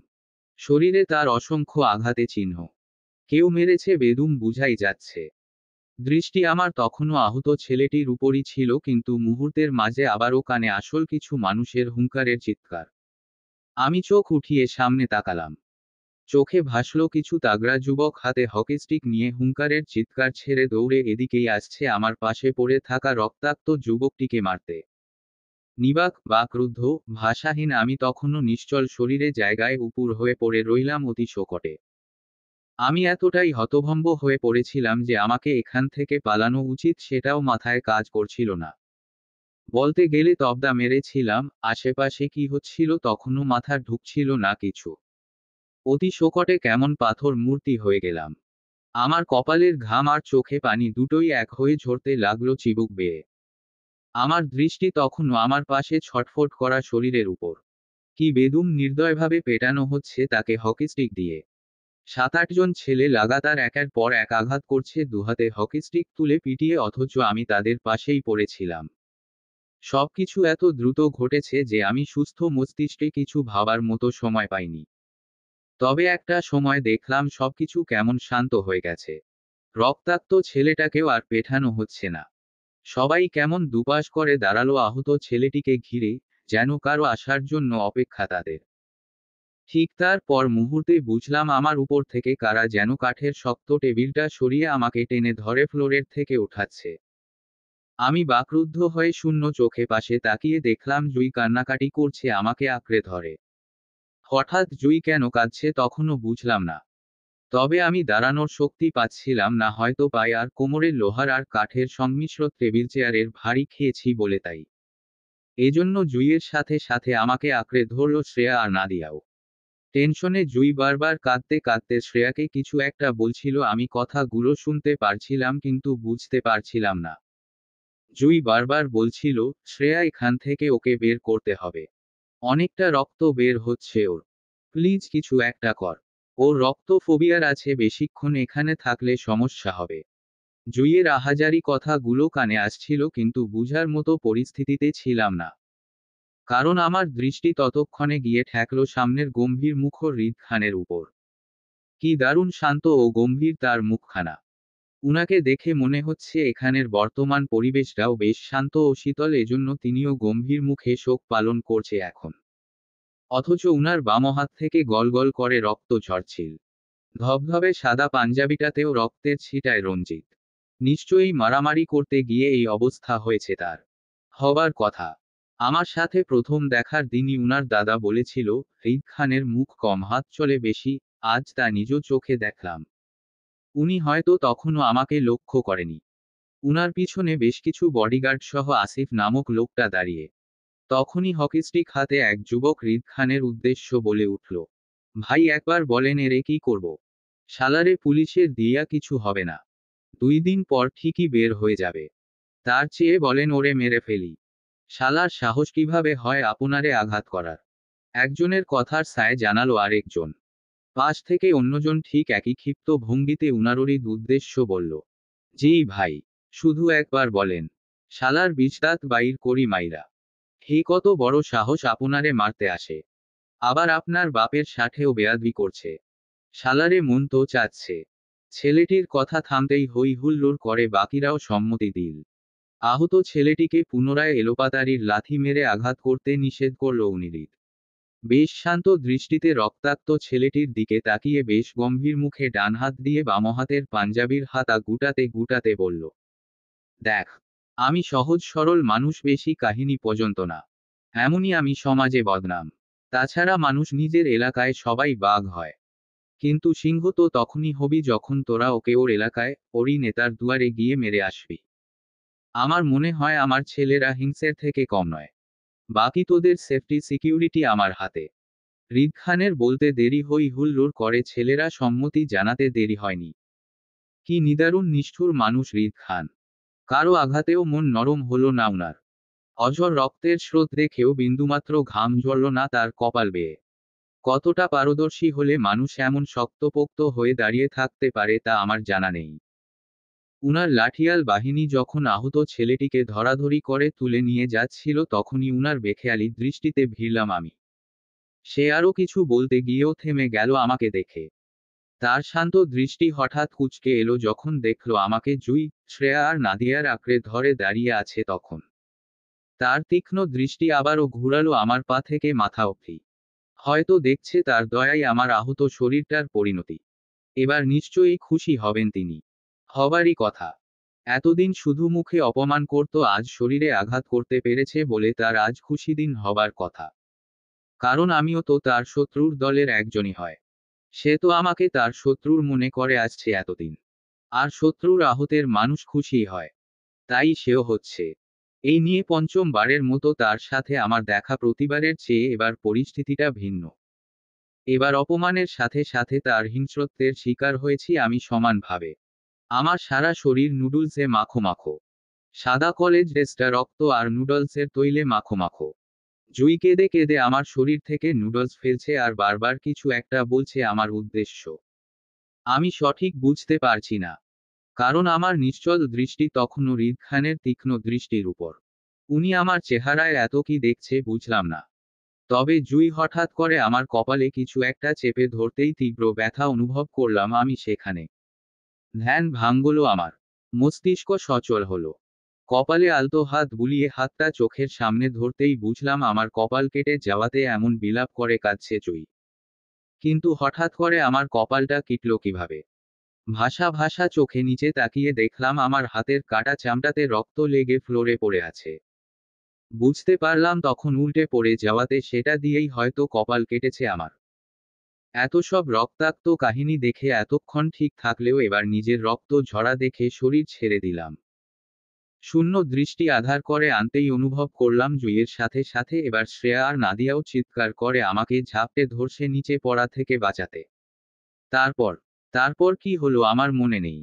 আর না কোনো কিছু বুঝার মতো পরিস্থিতিতে ছিলাম না। শুধু জ্ঞান হারাতে হারাতে দেখেছিলাম হৃদ খানের অনল দৃষ্টি আমার উপর। বেড সাইডে বসা আমি।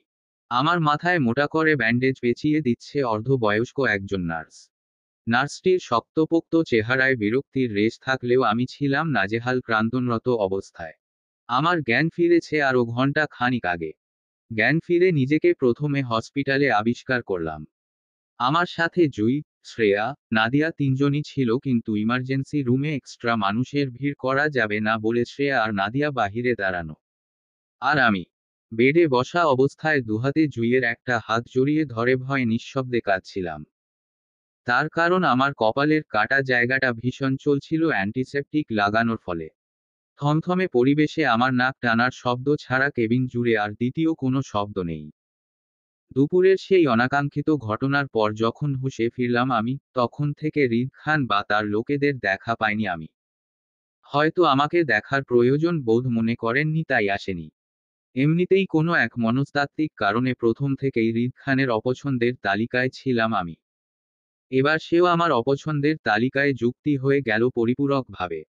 এতকাল আমার মনে থাকা রাজনৈতিককে ঘিরে সকল ভালো লাগাটা ক্রমশই ধীরে ধীরে তিক্ততার রূপ নিয়ে নিল। তার কারণটা অবশ্য আমাকে করা হৃদ খানের অমানবিক আচরণটাকে দায়ী করা যায়। তার বদৌলতে আজ রাজনৈতিককে ঘিরে আমার ধারণা বদলালো। মনে ভীষণ ভাবে ভারী খেল যারা রাজনৈতিক করে তারা কখনো সভ্য জাতির মধ্যে পড়ে না। সেক্ষেত্রে হৃদ খানকে তার উদাহরণ হিসেবে দাঁড় করা যায়। লোকটা আসলেই অহংকারী। ক্ষমতার দাপটে দিন দুপুরে পাবলিক প্লেসে মানুষ মারতেও তার বিবেকে বাদে না।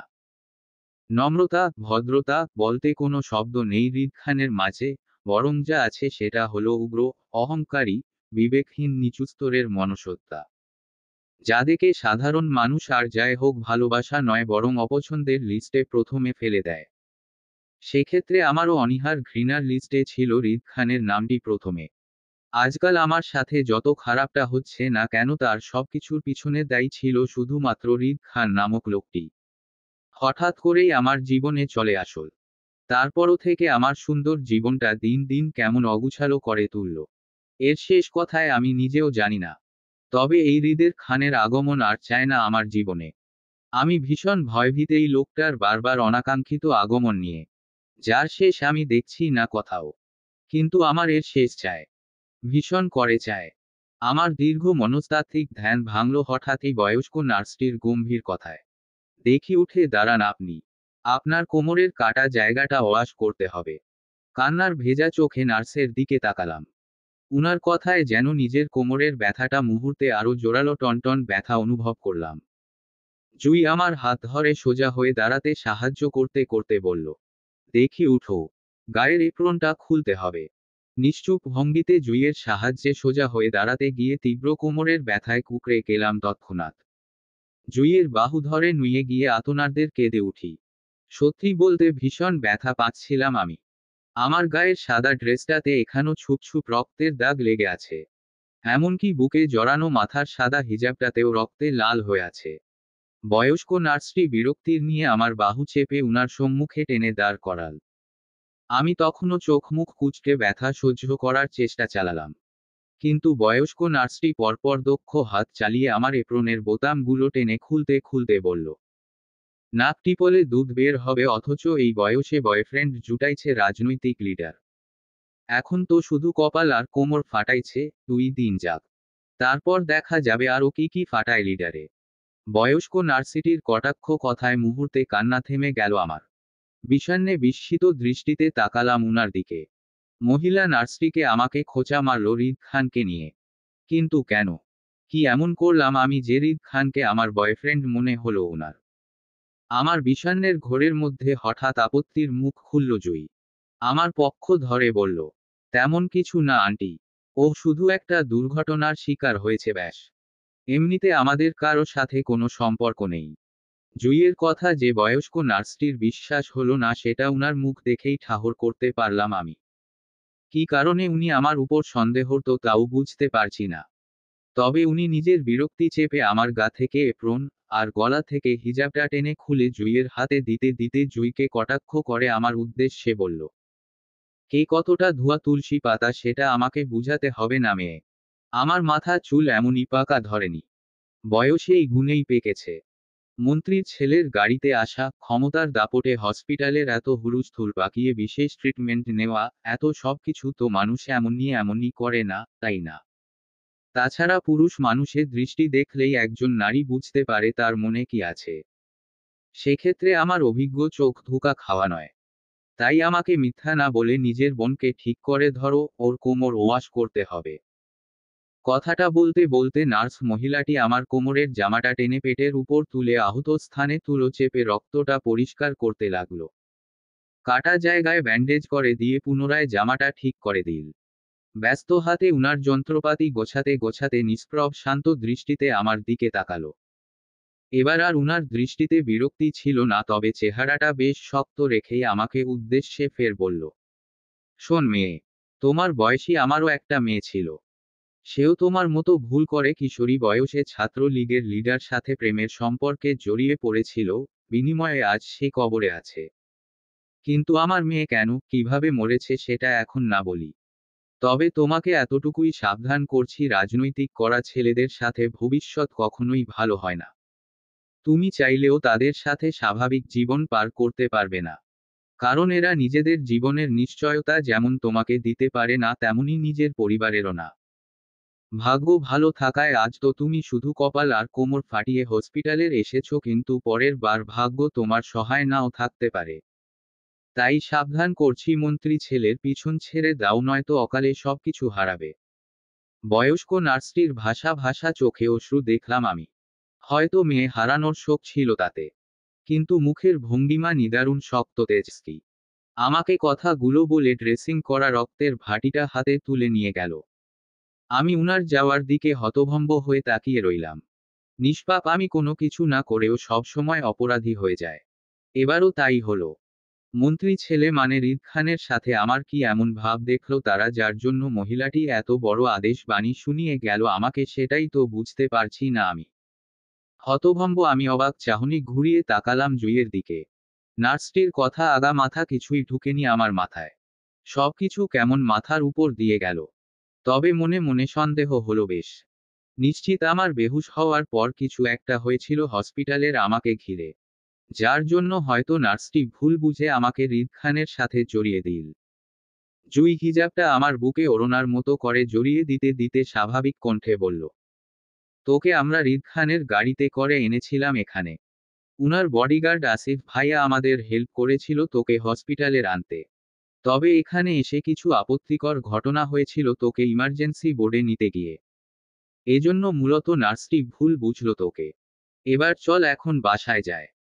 জুইয়ের মুখে আপত্তিকর ঘটনা শব্দটি আমার মনে বেশ কৌতূহল সৃষ্টি করল। কি এমন ঘটেছিল যে তিনি আমাকে রিদ খানের নামে সাথে জোড়াচ্ছিল? জুই পাশ থেকে আমার কাঁধ জড়িয়ে রুম থেকে বের হতে চাইল। আমি কোমরের ব্যথায় তখনও পা খুঁড়িয়ে খুঁড়িয়ে হাঁটছিলাম ধীর ধীরে। তবে আমার মনে কৌতূহলটা তখনও ছিল বেশ। সেটা দমাতে না পেরে প্রশ্ন করেই ফেললাম, কি হয়েছিল? কোন সমস্যা? জুইয়ের কয়েক সেকেন্ড লাগলো আমার কথাটা বুঝতে। বুঝেই সম্মতি দিয়ে বলল, হুম, হয়েছিল একটু। কেন? নেতাদের কোলে চড়ে হসপিটালের দোতলায় আসলে যা হয় তাই হয়েছিল। এই নিয়ে গুঞ্জনের মুখে পড়েছিস তুই? ভয়ানক ভাবে চমকে উঠে থমকে দাঁড়ায় আমি। বিষণ্ণে মাথা ঘুরে উঠল আমার। হতভম্ব গলায় মৃদু চিৎকার করে উঠি তখনই। কি হহ? মায়ার হঠাৎ চিৎকারের থতমত খেয়ে উঠল জুই।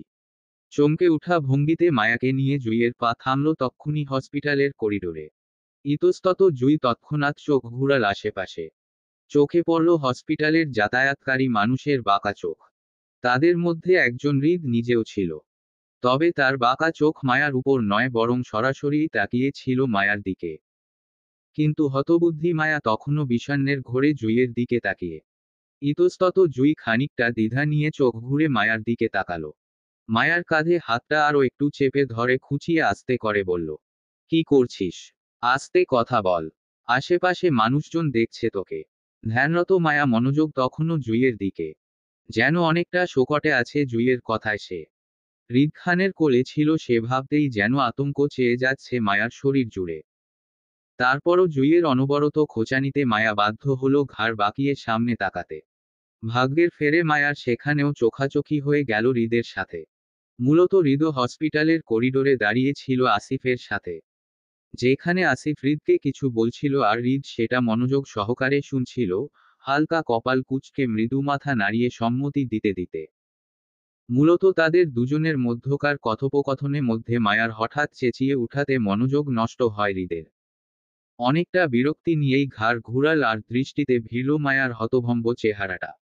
কিন্তু কয়েক সেকেন্ড যেতে না যেতেই হৃদের সেই বিরক্তিকর দৃষ্টি শিথিল হয়ে আসল মায়ার উপর। অনেকটা বিস্মিত নিয়ে চোখ ঘুরাল মায়ার পা থেকে মাথা অবধি।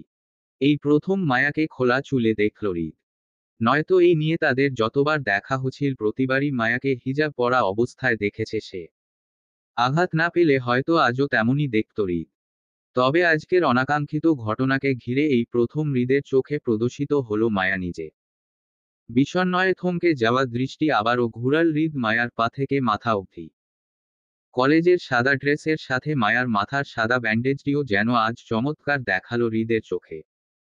কিন্তু আতঙ্কিত মায়া হৃদের সাথে চোখাচোখি হতেই তৎক্ষণাৎ জুইয়ের বাহু টেনে নিজেকে আড়াল করতে চাইল। জুইয়ের পিছনে লুকাতেই আবারও চমকে উঠল জুই। কি হয়েছে জানতে চেয়ে মায়াকে সামনে আনতে চাইলে বাধা দেয় মায়া। ভয়ার্ত মুখে জুইয়ের পিছন থেকে উকি মারতে আবারও চোখাচোখি হয় হৃদের শান্ত দৃষ্টির সাথে। ভয়ার্ত মায়া আরও ভয়ার্ত হলো হৃদের শান্ত দৃষ্টি ভিড়ে পড়ে। তাই পিছনে থেকে জুইয়ের এপ্রনটা শক্ত হাতে চেপে ধরে ফুপিয়ে কেঁদে উঠল ভয়। ক্রন্দন গলায় বলতে থাকলো, বাসায় যাব, আমি বাসায় যাব। প্লিজ জুই, আমাকে বাসায় নিয়ে চল। এই লোকটা ভালো না, ভীষণ বাজে। আমার ভয় হয় এই লোকটাকে দেখলে। এই লোকটা আমাকে আবার আঘাত করবে। প্লিজ জুই, আমাকে বাঁচানা বোন। আমাকে নিয়ে চল না এখান থেকে, প্লিজ। কথাগুলো শেষ করতে করতে মায়া আবারও ফুপিয়ে কেঁদে উঠে হৃদের ভয়।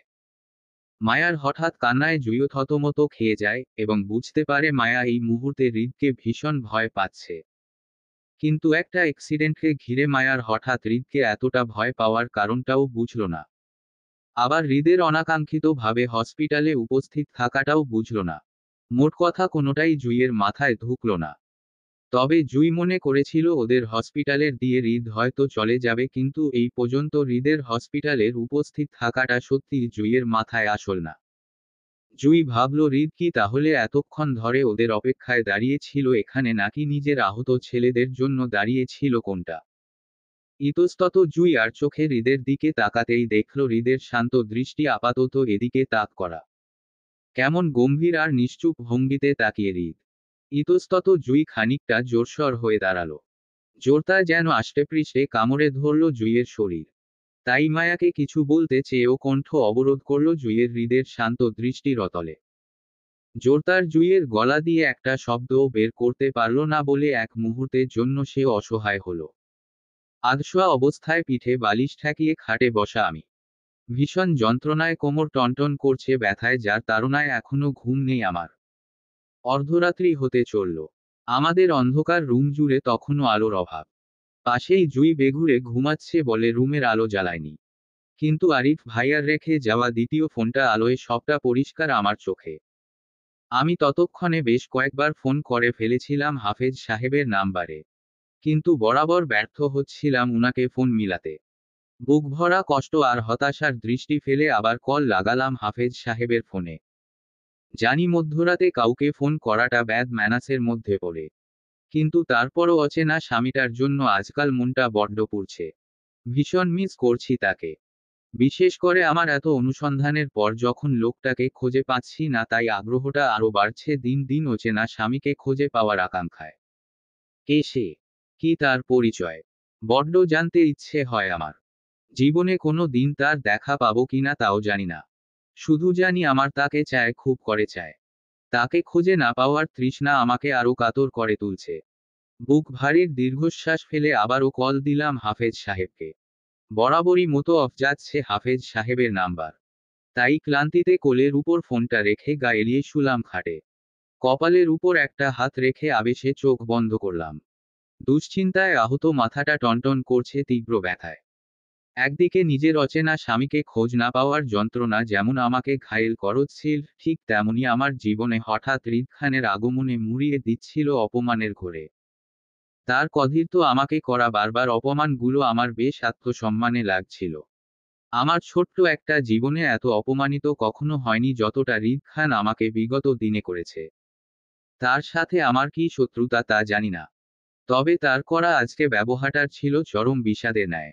আমাকে এতটা আঘাত করে হসপিটালের পাঠিয়েও তার মধ্যে বিন্দুমাত্র অনুশোচনা দেখা গেল না। বরং অসন্তোষের কঠোর দৃষ্টি ছিল তার চেহারায় আমার উপর। কি নিয়ে আমার সাথে এতটা ক্ষুব্ধ ছিল তাও জানি না। আর না জানতে চায়। যতবার ভাবি এই লোকটার সম্মুখীন হব না, ততবারই মুখোমুখি হতে হয় আমায়। সে কি ইচ্ছা করে আমার মুখোমুখি হয় নাকি সম্পূর্ণটাই কাকতালীয় তাও বুঝতে পারি না।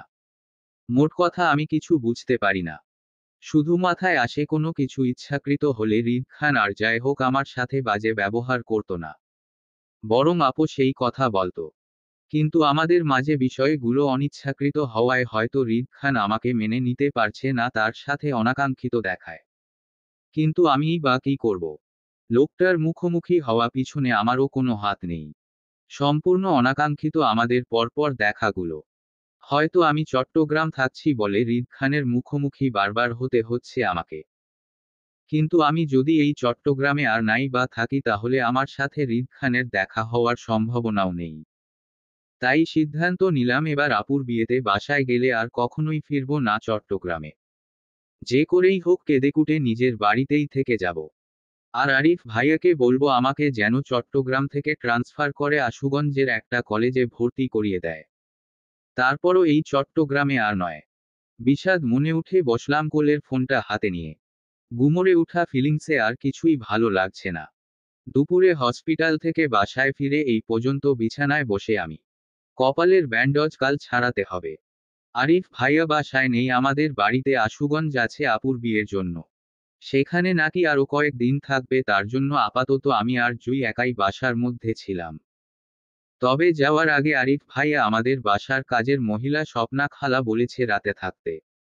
উনি উনার 10 বছরের মেয়ে মরিয়মকে নিয়ে আছে আমাদের সাথে।